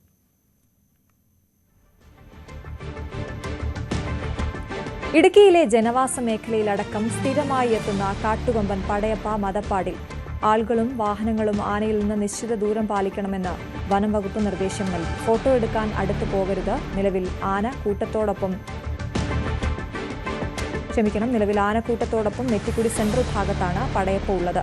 ആനയെ കണ്ടാൽ മൂന്നാർ RRTയെ അറിയിക്കണമെന്നും വനംവകുപ്പ് വ്യക്തമാക്കി. മൂന്നാറിലെ ജനവാസ മേഖലയിൽ സ്ഥിരം സാന്നിധ്യമായ പടയപ്പ മദപ്പാടിലാണെന്നും ആളുകൾ ജാഗ്രത പാലിക്കണമെന്നും വനംവകുപ്പ് നിർദ്ദേശം നൽകിയിട്ടുണ്ട്. നിലവിൽ നെറ്റിക്കുടി സെൻട്രൽ ഭാഗത്താണ് പടയപ്പയുള്ളത്. കാട്ടാനക്കൂട്ടവും സമീപ മേഖലയിൽ നിലയുറപ്പിച്ചിട്ടുണ്ട്. പൊതുവെ ശാന്ത സ്വഭാവക്കാരനാണെങ്കിലും ഏതാനും വർഷങ്ങളായി പടയപ്പ ആക്രമണ സ്വഭാവം കാണിക്കാറുണ്ട്. വാഹനങ്ങൾക്ക് നേരെയും വ്യാപാര സ്ഥാപനങ്ങൾക്ക് നേരെയുമൊക്കെ ആക്രമണം നടത്താറുണ്ട്. മദപ്പാട് സമയങ്ങളിൽ കൂടുതൽ ആക്രമണകാരിയാകുന്ന ആനകളുടെ സമീപത്തേക്ക് ആളുകൾ പോകരുതെന്നും വാഹനങ്ങൾ പോകരുതെന്നും വനംവകുപ്പ് നിർദ്ദേശിക്കുന്നു. കൃത്യമായ ദൂരം പാലിക്കണം. ഫോട്ടോയും മറ്റുമെടുത്ത് ആനയെ പ്രകോപിപ്പിക്കാൻ ശ്രമിക്കരുതെന്നും വനംവകുപ്പ് നിർദ്ദേശം നൽകിയിട്ടുണ്ട്. RRT സംഘത്തിന്റെ നേതൃത്വത്തിൽ പടയപ്പയെ നിരീക്ഷിക്കുന്നുണ്ട്. മേഖലയിൽ എവിടെയെങ്കിലും വെച്ച് ആനയെ കാണുകയാണെങ്കിൽ വനംവകുപ്പിനെ അറിയിക്കണമെന്നും നിർദ്ദേശം നൽകിയിട്ടുണ്ട്. Prince James, news 18 Idukki. വട്ടിയൂർക്കാവിൽ മത്സരിക്കാനുള്ള താൽപര്യം തുറന്നു പറഞ്ഞ നടൻ കൃഷ്ണകുമാർ ജയസാധ്യത കുറഞ്ഞിട്ടും തിരുവനന്തപുരത്തും കൊല്ലത്തും താൻ മത്സരിച്ചു. ഇത്തവണ തന്റെ താൽപര്യം പാർട്ടി പരിഗണിക്കുമെന്നാണ് പ്രതീക്ഷയെന്ന് കൃഷ്ണകുമാർ ന്യൂസ് 18നോട് പറഞ്ഞു. വട്ടിയൂർക്കാവ് തന്റെ പ്രവർത്തന മേഖലയാണ്. VK പ്രശാന്ത് മണ്ഡലത്തിൽ 2 തവണയും നടത്തിയത് PR വർക്ക് മാത്രമാണെന്നും കൃഷ്ണകുമാർ പറഞ്ഞു. നിയമസഭാ തെരഞ്ഞെടുപ്പിനുള്ള ഒരുക്കങ്ങൾ സംസ്ഥാനത്ത് 3 രാഷ്ട്രീയ പാർട്ടികളും സജീവമായി തന്നെ നടത്തിക്കൊണ്ടിരിക്കുകയാണ്. അവിടെ BJPയുടെ ഭാഗത്തുനിന്ന് തലസ്ഥാനത്ത് വളരെ അഭിമാനകരമായ പോരാട്ടത്തിനാണ് ഒരുങ്ങുന്നത്. തിരുവനന്തപുരം നഗരസഭ ഭരണം പിടിച്ചെടുത്തതിന് പിന്നാലെ നഗരത്തിലെ 3 പ്രധാനപ്പെട്ട മണ്ഡലങ്ങളെ A ക്ലാസ് മണ്ഡലങ്ങളായി പരിഗണിച്ചുകൊണ്ടാണ് BJPയുടെ തെരഞ്ഞെടുപ്പ് തന്ത്രങ്ങൾ ആവിഷ്കരിക്കുന്നത്. അവിടെ വട്ടിയൂർക്കാവ് മണ്ഡലത്തിൽ ആരാകും സ്ഥാനാർത്ഥി എന്ന ചോദ്യം ഇതിനോടകം തന്നെ രാഷ്ട്രീയ കേന്ദ്രങ്ങളിൽ വലിയ ചർച്ചകൾക്ക് വഴിവെച്ചിരിക്കുകയാണ്. പല പേരുകൾ അഭ്യൂഹങ്ങളിൽ ഉണ്ട്, ചർച്ചകളിലുണ്ട്. അതിൽ ഏറ്റവും പ്രധാനമായി സജീവമായി ചർച്ചകളിലുള്ള ഒരു പേര് നടൻ കൃഷ്ണകുമാറിൻ്റെതാണ്. അദ്ദേഹം ന്യൂസ് 18നോടൊപ്പം ചേരുന്നു. എന്താകും പാർട്ടി കൃത്യമായി ആരോടും ഒരു നിർദ്ദേശവും അങ്ങനെ കൊടുത്തിട്ടില്ല. ആരെവിടെ മത്സരിക്കുന്ന ഒരു ധാരണയായിട്ടില്ല. പക്ഷേ താങ്കളോട് എവിടെ മത്സരിക്കാനാണ് താല്പര്യമെന്ന് ചോദിച്ചാൽ ആദ്യം പറയുന്ന പേര് ഏത് സ്ഥലമായിരിക്കും? സ്വാഭാവികമായിട്ടും ഒരു പൊതുപ്രവർത്തകൻ എപ്പോഴും അവനവൻ്റെ പ്രവർത്തന മണ്ഡലമായിരിക്കും ഏറ്റവും കൂടുതൽ ഇഷ്ടപ്പെടുക. ഇപ്പോൾ ഞാൻ 25 കൊല്ലമായിട്ട് ഇവിടെ ജീവിക്കുന്നു. ഇപ്പോൾ തന്നെ കഴിഞ്ഞ തദ്ദേശ സ്വയംഭരണ തെരഞ്ഞെടുപ്പിനകത്ത് ഇവിടെ ചാർജ് ഉണ്ടായിരുന്നു. ഇവിടുത്തെ എല്ലാ കൗൺസിലർമാർക്കും അവരുടെ കൂടെ 4, 5 അതിലധികം എന്നാൽ കഴിയുന്നത്ര രാവും പകലും നോക്കാതെ വർക്ക് ചെയ്ത് കൊടുക്കുന്നു. കാരണം എനിക്ക് വലിയ ഇഷ്ടമുള്ളൊരു കാര്യമാണ്. അപ്പോൾ സ്വാഭാവികമായിട്ടും നമുക്ക് രാഷ്ട്രീയത്തിലുപരി 25 കൊല്ലമായിട്ട് ഇവിടെ ജീവിക്കുമ്പോൾ നമ്മുടെ മക്കളും എല്ലാവരും ഇവിടെയാണല്ലോ വളർന്നതൊക്കെ. അപ്പോൾ രാഷ്ട്രീയത്തിനപ്പുറത്ത് നമുക്ക് ധാരാളം ബന്ധങ്ങളുണ്ട്. ഈ ബന്ധങ്ങളൊക്കെ ഇവിടെ നിൽക്കുമ്പോൾ ഇങ്ങനെ ഒരു ഇലക്ഷൻ വരുമ്പോൾ പാർട്ടി നമ്മുടെ അടുത്ത് ചോദിക്കുമ്പോൾ സ്വാഭാവികമായിട്ടും ഞാൻ എൻ്റെ സന്നദ്ധത ഞാൻ എപ്പോഴും അറിയിക്കും. എനിക്ക് വട്ടിയൂർക്കാവിൽ നിൽക്കാനാണ്. കാരണം അതിനാണ് ജയസാധ്യത എന്ന് പറയുന്നതിനേക്കാൾ 2 ഇലക്ഷൻ ഞാൻ ഫൈറ്റ് ചെയ്തു. അപ്പോൾ പാർട്ടിയുടെ അടുത്ത് ആദ്യം പറഞ്ഞു തിരുവനന്തപുരം സെൻട്രലിൽ മത്സരിക്കും. എനിക്കറിയാം അവിടെ ജയസാധ്യത കുറവാണ്. അത് കഴിഞ്ഞ് കൊല്ലത്തേക്ക് അയച്ചു. അവിടെ BJPക്ക് തീർത്തും സാധ്യത കുറവാണ്. പക്ഷെ പാർട്ടി പറയുന്നത് നമ്മൾ അനുസരിക്കും. അപ്പം നമുക്ക് 2 ഇലക്ഷനൊക്കെ മത്സരിക്കുമ്പോൾ നമുക്ക് ഒരു അവസരം തരും പാർട്ടി. നമ്മുടെ കാര്യങ്ങൾ താല്പര്യങ്ങൾ അറിയാം. ആ താല്പര്യം ഞാൻ അറിയിച്ചിട്ടുണ്ട്. എൻ്റെ താല്പര്യം വട്ടിയൂർക്കാവിൽ മത്സരിക്കാനാണെന്ന് ഞാൻ അദ്ദേഹത്തെ അറിയിച്ചിട്ടുണ്ട്. 2 കാര്യങ്ങളാണ് അറിയാനുള്ളത്. അതിലൊന്ന് K മുരളീധരനായിരുന്നു ഇവിടുത്തെ MLA. അദ്ദേഹം വടകരയിലേക്ക് പോയപ്പോഴാണ് ഇവിടെ ഒരു ബൈ ഇലക്ഷൻ വരുന്നു. അവിടെ VK പ്രശാന്ത് MLA ആയിരുന്നു. ഇപ്പോൾ VK പ്രശാന്ത് വലിയ തരത്തിൽ, അതായത് ഈ മണ്ഡലത്തിൽ വലിയ സ്വാധീനമുണ്ടാക്കുന്ന ഒരു നേതാവായി, വ്യക്തിപരമായി ബന്ധങ്ങളുണ്ടാക്കുന്ന നേതാവായി വളർന്നു കഴിഞ്ഞു. അപ്പോൾ K മുരളീധരൻ വീണ്ടും മത്സരിക്കാൻ എത്തുമോ എന്നുള്ള ചർച്ചകൾ ഒരു വശത്തെ കോൺഗ്രസ് ക്യാമ്പിൽ നടന്നുകൊണ്ടിരിക്കുന്നു. അതായത് ഒരു ത്രികോണ മത്സരത്തിന് കളമൊരുങ്ങുകയാണ് വട്ടിയൂർക്കാവിൽ. അവിടെ ജയസാധ്യത എത്രത്തോളം ഉണ്ട്, അതോ കടുത്ത പോരാട്ടം നടക്കുന്നതാണ്? എന്താണ് കരുതുന്നത്?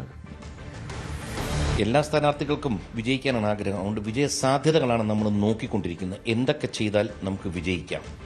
പിന്നെ ഒരു ത്രികോണ മത്സരം എന്ന് പറയുമ്പോൾ ഇന്ന് അത് തന്നെ BJP സംസ്ഥാനം ഒരു വലിയ വിജയമാണ്. കാരണം പണ്ട് നമ്മുടെ ഇവിടെ 2 പാർട്ടികളും ഒരു ബൈപാർട്ടി ഇലക്ഷനാണ് നടന്നുകൊണ്ടിരുന്നത്. ഇതിപ്പോൾ അത് ട്രയാങ്കിളിലോട്ട് എത്താൻ കാരണം BJPയുടെ വളർച്ചയാണ്. പിന്നെ താങ്കൾ പറഞ്ഞതുപോലെ ശ്രീ മുരളീധരൻ അദ്ദേഹത്തിനൊക്കെ വലിയ ലെഗസിയുള്ള മനുഷ്യനാണ്. കാരണം വെച്ച് കഴിഞ്ഞാൽ കേരളം കണ്ട ഏറ്റവും വലിയ നേതാവിൻ്റെ മകനാണ്. മാത്രമല്ല വട്ടിയൂർക്കാവിൽ നിന്ന് ജയിച്ച MLA ആയ വ്യക്തിയാണ്.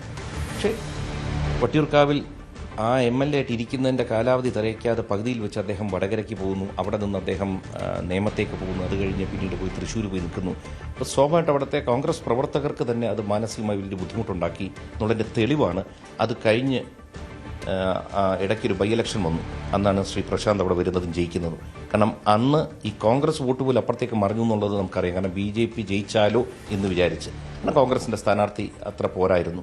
ഇത് കഴിഞ്ഞ് പ്രധാന ഇലക്ഷൻ വന്നപ്പോഴും ശ്രീ പ്രശാന്ത് അദ്ദേഹത്തിന് അഭിനന്ദിക്കുന്നത് വെച്ചാൽ 2 തവണ ജയിക്കുക എന്ന് പറയുന്നത് വലിയൊരു കാര്യമാണ്. കാരണം ഞാനൊന്നും ഇലക്ഷൻ ജയിച്ചിട്ടില്ലാത്ത ആളാണ്. പക്ഷേ 2 തവണ ജയിച്ച് കഴിഞ്ഞിട്ടും PR വർക്ക് അല്ലാതെ നോക്കിക്കഴിഞ്ഞാൽ ഈ മണ്ഡലത്തിൽ 7.5 കൊല്ലം ഇദ്ദേഹം എന്ത് ചെയ്തു എന്ന് വെച്ചാൽ ഒന്നും ചെയ്തിട്ടില്ല. പാർട്ടി പറഞ്ഞാൽ കടുത്തുരുത്തിയിൽ മത്സരിക്കുമെന്ന് BJPയിലെത്തിയ ഇടത് സഹയാത്രികൻ റെജി ലൂക്കോസ്. കടുത്തുരുത്തിയിൽ BJPക്ക് വിജയിക്കാൻ കഴിയുന്ന സാഹചര്യമുണ്ട്. എന്നാൽ വാഗ്ദാനങ്ങളൊന്നുമില്ലാതെയാണ് താൻ BJPയിലെത്തിയതെന്നും റെജി ലൂക്കോസ് ന്യൂസ് 18നോട് പറഞ്ഞു. ഒരുപക്ഷെ രാഷ്ട്രീയ കേന്ദ്രങ്ങളെ ഞെട്ടിച്ചുകൊണ്ടാണ് റെജി ലൂക്കോസിന്റെ BJP പ്രവേശനം ഉണ്ടായത്. പലതരത്തിലുള്ള വിശദീകരണങ്ങളും വിമർശനങ്ങളും ഒക്കെ പലതരത്തിൽ ഉയർന്നു വന്നു. UDF ഇത് ആയുധമാക്കുന്നുണ്ട്. നമുക്ക് എന്തായാലും റെജി ലൂക്കോസിനോട് ചോദിക്കാം, തെരഞ്ഞെടുപ്പ് കാലത്ത് ഉള്ളൊരു മാറ്റം അതെന്തുകൊണ്ട് സംഭവിച്ചതാണ്? അല്ല, എൻ്റെ മനസ്സിൽ അനിവാര്യമായൊരു മാറ്റം കേരളത്തിന് സംഭവിക്കണമെന്ന് ആഗ്രഹിക്കുന്നതാണ് ഞാൻ. കാരണം കേരളത്തിനെ സംബന്ധിച്ചോളം നമ്മളിപ്പോൾ അനുഭവിക്കുന്നതിനേക്കാളും എത്രയോ ഇരട്ടി വികസനം അനുഭവിക്കാനായിട്ട് ഉള്ള അവസരങ്ങളുള്ള ഒരു നാട്ടിൽ അതിനൊന്നും ഇട നൽകാതെ കണ്ട് വെറും രാഷ്ട്രീയം മാത്രം അങ്ങോട്ടും ഇങ്ങോട്ടും പറഞ്ഞ് നടത്തുന്ന LDFിൻ്റെയും UDFിൻ്റെയും ഈ എന്താ പറയുക ഈ വാക്ക് പോരാട്ടത്തിനോട് ഉള്ള താല്പര്യങ്ങൾ പതിയെ കുറഞ്ഞു വന്നു. ഇപ്പോഴത്തെ BJPയുടെ സംസ്ഥാന പ്രസിഡന്റ് ബഹുമാനപ്പെട്ട രാജീവ് ചന്ദ്രശേഖർജി അദ്ദേഹത്തിൻ്റെ മാധ്യമ സമ്മേളനങ്ങളും അദ്ദേഹത്തിൻ്റെ മറ്റു കാര്യങ്ങളിലെല്ലാം നിങ്ങൾ ശ്രദ്ധിച്ച ഒരു കാര്യം ബോധ്യവും അദ്ദേഹം സംസാരിക്കുന്ന മുഴുവനും കേരളത്തിനെ ഡെവലപ്പ് ചെയ്യുന്നതാണ്. കേരളത്തിൽ ഇടതുപക്ഷ സർക്കാർ കഴിഞ്ഞ കുറച്ച് കാലമായി ഇപ്പോൾ കേന്ദ്രത്തിൻ്റെ ഇപ്പോൾ ദേശീയപാത വികസനത്തിലടക്കം ഒരുപാട് മുന്നോട്ട് പോയിട്ടില്ല. അപ്പോൾ CPM ഒരു പരിധിവരെ വികസനമല്ലേ മുന്നോട്ട് വെക്കുന്നൊരു അജണ്ട? തീർച്ചയായിട്ടും ഞാൻ കേരള സംസ്ഥാന സർക്കാർ കഴിഞ്ഞ 10 വർഷം കൊണ്ട് അത്യാവശ്യം വികസന പ്രവർത്തനങ്ങൾക്ക് മുന്നോട്ട് പോയി എന്ന് അത് ഒരു വസ്തുതാപരമായ കാര്യമാണ്, നമ്മളത് നിഷേധിച്ചിട്ട് കാര്യമില്ല. പക്ഷേ നമ്മൾ മനസ്സിലാക്കേണ്ട യാഥാർത്ഥ്യം ആ ചെറിയ ചെറിയ വികസനം ഒന്നുമല്ല ഈ നാടിന് വേണ്ടത്. ഗൾഫിൽ നിന്നൊക്കെ എനിക്ക് അനേകം കോൾ വന്നു. പലരും എന്നെ അസഭ്യം പറയാൻ വിളിക്കുകയെന്ന് ഞാൻ കരുതി. ഫോൺ എടുത്തപ്പോൾ എൻ്റെ സുഹൃത്തുക്കളും വണ്ടിയിലിരിക്കുക. ഈ വിളിച്ച മുഴുവൻ ആളുകളും അതിനകത്ത് എല്ലാ വിവിധ രാഷ്ട്രീയ കക്ഷികളും വിശ്വസിക്കുന്നുണ്ട്. ഒരാൾ പോലും ഇല്ലാതെ കൊണ്ട് മുഴുവൻ ആളുകൾ എന്നെ പിന്തുണയ്ക്കുകയാണ്. രജിചേട്ടനെടുത്ത നിലപാട് വളരെ കറക്റ്റാണ്. ജില്ലാ സമ്മേളനത്തിൽ ഞാനൊരു പ്രതിനിധിയായിരുന്നു. 2021 ശേഷം പ്രതിനിധിയായോ? 2021 ഞാൻ കോട്ടയം ജില്ലാ സമ്മേളന പ്രതിനിധിയായിരുന്നു. ഇപ്പോൾ കഴിഞ്ഞ തൊട്ട് മുമ്പ് നടന്ന ഈ പറഞ്ഞ സമ്മേളനത്തിൽ ഞാൻ ഏരിയ സമ്മേളന പ്രതിനിധിയായിരുന്നു കടുത്തുരുത്തി. അപ്പോൾ എൻ്റെ ഞാൻ ശേഷവും മെമ്പർഷിപ്പ് പുതുക്കിയിരുന്നു, അല്ലാതെ സ്കൂട്ടണി നടക്കാതെ അത് ഒഴിവായി പോവുകയൊന്നും ചെയ്തിട്ടില്ല. ഇതുവരെ ഒഴിവായി പോയിട്ടില്ല. ഇപ്പം മെമ്പർഷിപ്പ് സ്കൂട്ടണി നടന്നുകൊണ്ടിരിക്കുക. ഇപ്പം ഞാൻ പോകുന്നതുകൊണ്ട് ഇനി പുതുക്കാൻ പറ്റത്തില്ല. സംസ്ഥാനത്ത് BJPയുടെ A ക്ലാസ് മണ്ഡലങ്ങളിലൊന്നായ മഞ്ചേശ്വരത്ത് ഇത്തവണ സർപ്രൈസ് സ്ഥാനാർത്ഥി ഉണ്ടാകുമെന്ന് സൂചന നൽകി ജില്ലാ അധ്യക്ഷ ML അശ്വിനി. കഴിഞ്ഞ 2 തവണയും കപ്പിനും ചുണ്ടിനും ഇടയിൽ നഷ്ടപ്പെട്ട മണ്ഡലത്തിൽ മുൻനിര നേതാക്കളെ ഇറക്കി ചരിത്രം തിരുത്തിക്കുറിക്കാൻ ഒരുങ്ങുകയാണ് BJP. ML അശ്വിനിയെ മത്സരിപ്പിക്കാനാണ് ദേശീയ നേതൃത്വത്തിന് താൽപര്യമെങ്കിലും പ്രാദേശിക തലത്തിൽ ചില എതിർപ്പുകൾ ഉയർന്നത് കല്ലുകടിയായിട്ടുണ്ട്. കാലങ്ങളായി BJP 2ാം സ്ഥാനത്തുള്ള മണ്ഡലമാണ് മഞ്ചേശ്വരം. ഇത്തവണ കാസർഗോഡ് ജില്ലയെ സംബന്ധിച്ചിടത്തോളം അഭിമാന പോരാട്ടമാണ് BJPക്ക്. എന്തായാലും സംസ്ഥാന രാഷ്ട്രീയത്തിൽ തന്നെ ഏറ്റവും ചർച്ചാവിഷയമാകുന്ന മണ്ഡലം കൂടിയാണ് മഞ്ചേശ്വരം. മഞ്ചേശ്വരം ഇത്തവണ BJP പിടിക്കുമോ, അതല്ല UDFന് മഞ്ചേശ്വരം നിലനിർത്താനാകുമോ? ഇതാണ് ഏറ്റവും ആകാംക്ഷയുള്ള നിയമസഭാ തെരഞ്ഞെടുപ്പിലെ ഒരു ഫലം. എന്തായാലും നമ്മോടൊപ്പം BJP ജില്ലാ അധ്യക്ഷ തന്നെ ചേരുന്നു. ML അശ്വിനിയാണ് ന്യൂസ് 18നോടൊപ്പം ചേരുന്നത്. ഇപ്പോൾ തദ്ദേശ തെരഞ്ഞെടുപ്പിൽ വലിയ മുന്നേറ്റം ഉണ്ടാക്കാൻ സാധിച്ചു. 5 പഞ്ചായത്തുകൾ ഇത്തവണ BJPക്ക് നേടാനായി. എങ്ങനെയാണ് നിയമസഭാ തെരഞ്ഞെടുപ്പിൽ ഇപ്പോൾ ഒരു ഒരുക്കങ്ങൾ? എത്ര മണ്ഡലം BJPക്ക് ഇത്തവണ പിടിക്കാൻ കഴിയുമെന്നാണ് പ്രതീക്ഷിക്കുന്നത്? നമ്മളെപ്പോഴും മഞ്ചേശ്വരം പിന്നെ കാസർഗോഡാണ് കോൺസ്റ്റിറ്റ്യൻസികളാണ് നമ്മൾ കോൺസെൻട്രേഷൻ ചെയ്യുന്നുള്ളത്. ഈ പ്രാവശ്യം നമ്മൾ അതേപോലെ ഉദുമ പിന്നെ കാഞ്ഞങ്ങാടിലും കോൺസെൻട്രേഷൻ ചെയ്യുന്നുണ്ട്. ബിക്കോസ് നമുക്ക് ജയസാധ്യതയുള്ള മണ്ഡലങ്ങളിൽ ഉദുമ മണ്ഡലം കൂടി നമുക്ക് കൂട്ടിച്ചേർക്കാം.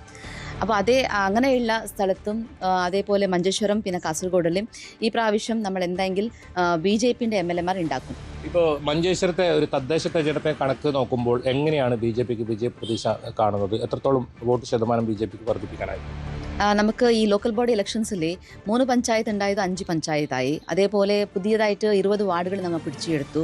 അതേപോലെ നമുക്ക് വോട്ടിംഗ് പെർസെൻറ്റേജ് ഒരു 0.5% വോട്ടിംഗ് പെർസെൻറ്റേജ് കൂട്ടിയിട്ടുണ്ട് നമ്മൾ. അതല്ലാണ്ട് നമുക്ക് സിറ്റിംഗ് സീറ്റുകളായിട്ടുള്ള ചില വാർഡുകൾ പോയിട്ടുണ്ട്. അത് എന്തുകൊണ്ടെന്ന് പറഞ്ഞെങ്കിൽ നമ്മൾ ഉറപ്പായിട്ട് ജയിക്കുന്നത് അറിഞ്ഞുകൊണ്ട് LDFന് UDF ഒറ്റക്കെട്ടായിട്ട് നിന്നിട്ടായിട്ടാണ് അവർ ജയിച്ചത്. ബിക്കോസ് അവിടെ നമുക്ക് നോക്കാൻ സാധിക്കുന്നുള്ളത് ഒർക്കാടി പഞ്ചായത്തിൽ 8 വാർഡുകളിൽ LDF സ്ഥാനാർത്ഥികൾ ഉണ്ടായിട്ടില്ല. കുമ്പള പഞ്ചായത്തിൽ 10 വാർഡിൽ LDF സ്ഥാനാർത്ഥികൾ ഉണ്ടായിട്ടില്ല. ഇങ്ങനെ അവർ ടൈപ്പ് ചെയ്തുകൊണ്ടാണ് BJPനെ തോൽപ്പിക്കാൻ വേണ്ടിയിട്ട് കാലകാലമായിട്ട് വർക്ക് എടുക്കുന്നത്. പക്ഷേ ഈ പ്രാവശ്യം അത് കൂടുതലായിട്ട് അവർ വർക്ക് ചെയ്തുകൊണ്ടാണ് നമുക്ക് BJPക്ക് കുറച്ച് സീറ്റുകൾ കുറഞ്ഞുപോയത്. പക്ഷേ എന്നാലും 25 years ആയിട്ട് ബദിയടുക്ക ഗ്രാമപഞ്ചായത്ത് UDF കയ്യിലുണ്ടായത് നമ്മൾ പിടിച്ചെടുത്തു. അതേപോലെ 15 കൊല്ലമായിട്ട് UDFിൻ്റെ കയ്യിലുണ്ടായ കുമ്പളാജി പഞ്ചായത്തും പോലും നമ്മൾ പിടിച്ചെടുത്തതാണ്. നമുക്ക് എന്തായെങ്കിലും നമുക്ക് ഈ പ്രാവശ്യം വോട്ടിംഗ് പെർസെൻറ്റേജ് കൂട്ടാൻ സാധിക്കും. നമുക്ക് ഈ ഇലക്ഷൻസിൽ നമുക്ക് ഉദുമ മണ്ഡലത്തിൽ നല്ല മുന്നേറ്റം നമ്മൾ ഉണ്ടാക്കിയിട്ടുണ്ട്. അതേപോലെ ലോക്സഭാ ഇലക്ഷൻസിൽ നിങ്ങൾക്കെല്ലാം അറിഞ്ഞ സ്ഥിതി തന്നെ. അവിടെ ആ സമയത്തും പോലും നമ്മൾ ഉദുമ കാഞ്ഞങ്ങാടാവട്ടെ തൃക്കരിപ്പൂർ ആവട്ടെ നമുക്ക് വോട്ടിംഗ് പെർസെൻറ്റേജ് കൂട്ടിയതാണ്. അപ്പോൾ ഈ പ്രാവശ്യം അതേ അസംബ്ലി ഇലക്ഷൻസിൽ പോലും നമ്മൾ വോട്ടിംഗ് പെർസെൻറ്റേജ് നമ്മൾ കൂട്ടും. അതേപോലെ MLA മാർ ഈ പ്രാവശ്യം കാസർഗോഡ് ജില്ലയിൽ ഉണ്ടാവും BJPക്ക്. സോ നമ്മൾ BJP ഭാരതീയ ജനതാ പാർട്ടി പറഞ്ഞെങ്കിൽ ഒരു പാർട്ടി വിത്ത് ഡിഫറൻസ് ആണ്. എപ്പോൾ ആര് സ്ഥാനാർത്ഥിയാവും നമുക്ക് പറയാൻ സാധിക്കും വയ്യ. ബിക്കോസ് ലാസ്റ്റ് ടൈം MP ഇലക്ഷൻസിലും പോലും സർപ്രൈസിങ് കാൻഡിഡേറ്റ് ആയ പോലെ ഞാൻ വന്നതാണ്. അപ്പോൾ അതേപോലെ ഈ പ്രാവശ്യം ആരെങ്കിലും ഒരു നല്ല കാൻഡിഡേറ്റ് ഉണ്ടാവും, യൂത്ത് ഉണ്ടാവും, അല്ലെങ്കിൽ വനിതകളുണ്ടാവും, അല്ലെങ്കിൽ സീനിയേഴ്സ് ഉണ്ടാവും. സോ അത് നമുക്ക് എങ്ങനെയാണ് സ്റ്റേറ്റ് ഘടകം പിന്നെ സെൻട്രൽ ഘടകം തീരുമാനിക്കും നമുക്കറിയില്ല. പക്ഷേ എന്നാലും ആര് കാൻഡിഡേറ്റ് ആയെങ്കിലും നമ്മൾ പ്രവർത്തകന്മാർ താമര അടിയാളത്തിൽ മാത്രമാണ്, താമരയാണ് നോക്കുന്നത്, ചിഹ്നം മാത്രമാണ്, വ്യക്തി പ്രസക്തിയില്ല. ബിക്കോസ് ഭാരതീയ ജനതാ പാർട്ടിയിൽ വ്യക്തിക്ക് പ്രസക്തിയില്ല. ഭാരതീയ ജനതാ പാർട്ടിയാണ്, പിന്നെ താമര ചിഹ്നമാണ്. ആ താമര ചിഹ്നത്തിൽ ആര് നിന്നെങ്കിലും പോലും നിസ്വാർത്ഥമായിട്ട് സേവ ചെയ്യുന്ന നമ്മളെ പ്രവർത്തകന്മാർ അവർ വോട്ട് ചെയ്യും. അതേപോലെ അവർ സ്വന്തം പൈസ എടുത്തിട്ടാണ് ചിലവ് ചെയ്യുന്നത്. ഒരു സ്വാർത്ഥതയില്ല. ബിക്കോസ് അവർക്ക് സീറ്റ് വേണ്ട, പക്ഷേ അവർക്ക് BJPനെ ജയിപ്പിക്കണമെന്ന് കാലകാലമായിട്ടുള്ള ആശങ്കകളുണ്ട്, സ്വപ്നങ്ങളുണ്ട്. എത്രയോ സീനിയേഴ്സ് ആയിട്ടുള്ള ആൾക്കാർ അവിടെ രക്തം കൊടുത്തിട്ടുണ്ട്, ബലിദാനികളായിട്ടുണ്ട്. അപ്പോൾ അതെല്ലാം ഈ പ്രാവശ്യം നമ്മൾ ഒരു സ്വപ്നം സാക്ഷാത്കരിക്കാൻ ആയിട്ട് പോകുന്നതാണ്. പുനലൂരിൽ വേനൽക്കാലത്തുണ്ടാകാറുള്ള രൂക്ഷമായ വരൾച്ചയ്ക്ക് പരിഹാരം കാണാൻ കല്ലട ജലസേചന പദ്ധതിയിലൂടെ ജലവിതരണം ആരംഭിച്ചു. ആദ്യഘട്ടം എന്ന നിലയിൽ വലതുകര കനാലിലൂടെയാണ് ജലവിതരണം. വരൾച്ചയെ പ്രതിരോധിക്കാനാണ് തെന്മല ഡാമിൽ കനാലുകളുടെ പ്രവർത്തനം ആരംഭിച്ചത്. വേനൽക്കാലത്തുണ്ടാകാറുള്ള രൂക്ഷമായ വരൾച്ചയ്ക്ക് പരിഹാരം കാണുന്നതിനായാണ് തെന്മല ഡാമിൽ നിന്നും കനാലുകളുടെ പ്രവർത്തനം ആരംഭിച്ചത്. കൃഷിക്കും മൃഗപരിപാലനത്തിനും മറ്റ് അത്യാവശ്യ പ്രവൃത്തികൾക്കും ഈ ജലം ഏറെ പ്രയോജനകരമാണ്. കല്ലട ജലസേചന പദ്ധതിയുടെ വലതുകര മെയിൻ കനാലിലൂടെയാണ് ആദ്യഘട്ടമെന്ന നിലയിൽ ജലവിതരണം ആരംഭിച്ചത്. 70 സെന്റിമീറ്ററാണ് ഇപ്പോൾ ഓപ്പൺ ചെയ്തിട്ടുള്ളത്. അപ്പോൾ ഇന്നും നാളെയും കൊണ്ട് ഗ്രാജുവലായിട്ട് പടിപടിയായിട്ട് ഒരു 10 സെന്റിമീറ്റർ 20 സെന്റിമീറ്റർ ഒക്കെ കൂട്ടിയിട്ട് നാളെ തിങ്കളാഴ്ച രാവിലെയോടുകൂടെ ഫുൾ സിംഗിൽ എത്തിക്കാനാണ്. അപ്പോൾ അവിടെ ഡിമാൻഡ് എത്രയാണെന്നുള്ളത് നോക്കിയിട്ട് ഡിമാൻഡിനനുസരിച്ച് ഫുൾ സിംഗിൽ എത്തിക്കും. LBയുടെ ഷട്ടറുകൾ തിങ്കളാഴ്ച രാവിലെ 11 മണിക്ക് ഓപ്പൺ ചെയ്യും. അതും ഇതുപോലെ ഗ്രാജുവലായിട്ട് ഓപ്പൺ ചെയ്ത് എത്രയാണ് ഡിമാൻഡ് അനുസരിച്ച് അതും ഫുൾ സിംഗിൽ എത്തിക്കുകയാണ് ചെയ്യുന്നത്. ഇടമൺ, കറവൂർ, ഏഴംകുളം, അടൂർ, ചാരുമൂട്, നൂറനാട് എന്നീ സ്ഥലങ്ങളിൽ വെള്ളമെത്തും. കനാലിന്റെ ഇരുകരകളിലും താമസിക്കുന്നവർ ജാഗ്രത പാലിക്കണമെന്നും മാലിന്യം തള്ളുന്നത് ശ്രദ്ധയിൽപ്പെട്ടാൽ കർശന നടപടി സ്വീകരിക്കണമെന്നും KIPRB ഡിവിഷൻ എക്സിക്യൂട്ടീവ് എഞ്ചിനീയർ അറിയിച്ചു. ഇടത് കനാലിലൂടെ തിങ്കളാഴ്ച 11 മണിക്ക് ജലവിതരണം ആരംഭിക്കും. 2 കനാലുകളിലൂടെയും ജലവിതരണം പൂർണ്ണമാകുന്നതോടെ കൊല്ലം, തിരുവനന്തപുരം, പത്തനംതിട്ട ജില്ലകളിലെ ജലക്ഷാമത്തിന് ഒരു പരിധിവരെ പരിഹാരം കാണാൻ സാധിക്കും. ന്യൂസ് 18 പുനലൂർ. ദേശീയപാത 85 നിർമ്മാണ പ്രതിസന്ധി പരിഹരിക്കുന്ന കാര്യത്തിൽ ഇടപെടൽ ആവശ്യപ്പെട്ട് സർവകക്ഷി സംഘം വീണ്ടും മുഖ്യമന്ത്രിയെയും വകുപ്പ് മന്ത്രിമാരെയും കാണും. 12 ദിവസത്തിനുള്ളിൽ റോഡ് നിർമ്മാണം പുനരാരംഭിച്ചില്ലെങ്കിൽ ശക്തമായ തുടർ സമരങ്ങളിലേക്ക് കടക്കാൻ ദേശീയപാത സംരക്ഷണ സമിതിയുടെ നേതൃത്വത്തിൽ അടിമാലിയിൽ ചേർന്ന ബഹുജന കൺവെൻഷനിൽ തീരുമാനമായി. ദേവികുളം MLA അഡ്വക്കേറ്റ് രാജ ഉൾപ്പെടെയുള്ള ജനപ്രതിനിധികൾ ബഹുജന കൺവെൻഷനിൽ പങ്കെടുത്തു. ദേശീയപാത 85-ലെ നേര്യമംഗലം മുതൽ വാളറ വരെയുള്ള ഭാഗത്തെ നിർമ്മാണ പ്രവർത്തനങ്ങൾ പ്രതിസന്ധിയിലായിട്ട് 6 മാസത്തിലധികം പിന്നിട്ടു. നിർമ്മാണ പ്രതിസന്ധി രൂപം കൊണ്ട ശേഷം നടന്ന കോടതി വ്യവഹാരങ്ങൾക്കൊടുവിൽ നിർമ്മാണ വിഷയത്തിൽ തീരുമാനമെടുക്കാനുള്ള അവകാശം ഹൈക്കോടതി ചീഫ് സെക്രട്ടറിയെ ഏൽപ്പിച്ചിരുന്നു. എന്നാൽ ഇതിനുശേഷവും വിഷയത്തിൽ സർക്കാരിന്റെ ഫലപ്രദമായ ഇടപെടൽ ഉണ്ടായില്ലെന്ന ആരോപണം നിലനിൽക്കെയാണ് ദേശീയപാത സംരക്ഷണ സമിതി തുടർ നടപടികൾക്കായി ബഹുജന കൺവെൻഷൻ വിളിച്ചു ചേർത്തത്. അഡ്വക്കേറ്റ് എ രാജ MLA, ജില്ലാ panchayat vice president TS Siddique, വിവിധ ഗ്രാമപഞ്ചായത്ത് പ്രസിഡന്റുമാർ, ദേശീയപാത സംരക്ഷണ സമിതി ഭാരവാഹികൾ, രാഷ്ട്രീയ സാമൂഹ്യ സംഘടനാ പ്രതിനിധികൾ ഉൾപ്പെടെയുള്ള നിരവധി പേർ യോഗത്തിൽ പങ്കെടുത്തു. മുഖ്യമന്ത്രിയെയും സ്റ്റേറ്റ് ഗവൺമെന്റിനെയും അടിയന്തരമായി സർവകക്ഷി നേതൃത്വത്തിൽ കാണാനും അത് പരിഹരിക്കാനുള്ള സമ്മർദ്ദങ്ങൾ ചെയ്യാനും തീരുമാനിച്ചിട്ടുണ്ട്. അക്കാര്യത്തിൽ ഭരണകക്ഷിയുടെ ഭാഗത്ത് നിന്ന് വ്യക്തമായ ഉറപ്പ്, പരിഹരിക്കാം എന്ന ഉറപ്പും സമിതിക്ക് ലഭിച്ചിട്ടുണ്ട്. സർക്കാർ ഇടപെടൽ ആവശ്യപ്പെട്ട് സർവകക്ഷി സംഘം വീണ്ടും മുഖ്യമന്ത്രിയെയും വകുപ്പ് മന്ത്രിമാരെയും ചീഫ് സെക്രട്ടറിയെയും കാണാനും തീരുമാനിച്ചു. 12 ദിവസത്തിനുള്ളിൽ റോഡ് നിർമ്മാണം പുനരാരംഭിച്ചില്ലെങ്കിൽ ശക്തമായ തുടർ സമരങ്ങളാണ് ദേശീയപാത സംരക്ഷണ സമിതി ലക്ഷ്യമിടുന്നത്. അതേസമയം 12 ദിവസത്തിനുള്ളിൽ നിർമ്മാണം ആരംഭിക്കാനുള്ള എല്ലാ ഇടപെടലും നടത്തുമെന്ന് അഡ്വക്കേറ്റ് എ രാജ MLAയും വ്യക്തമാക്കി. ന്യൂസ് 18 ഇടുക്കി. ഇനി ഇന്നത്തെ സ്വർണ്ണവില. കവിത ഗോൾഡ് ആൻഡ് ഡയമണ്ട്സ് ഇന്നത്തെ സ്വർണം വെള്ളി നിരക്കുകൾ നിങ്ങൾക്കായി സമർപ്പിക്കുന്നത് Kavitha gold and diamonds, the versatile jewellery. സ്വർണം 22 ക്യാരറ്റ് ഗ്രാമിന് 13,030 രൂപ, പവന് 1,04,240 രൂപ. 18 ക്യാരറ്റ് ഗ്രാമിന് 10,815 രൂപ, പവന് 86,520 രൂപ. വെള്ളി ഗ്രാമിന് 270 രൂപ, കിലോയ്ക്ക് 2,70,000 രൂപ. കവിത ഗോൾഡ് ആൻഡ് ഡയമണ്ട്സ് ഇന്നത്തെ സ്വർണം വെള്ളി നിരക്കുകൾ നിങ്ങൾക്കായി സമർപ്പിച്ചത് Kavitha gold and diamonds, the versatile jewellery. Bulletin പൂർണ്ണമാകുന്നു. ഇനി സ്പോട്ട് ലൈവ് കാണാം. നമസ്കാരം.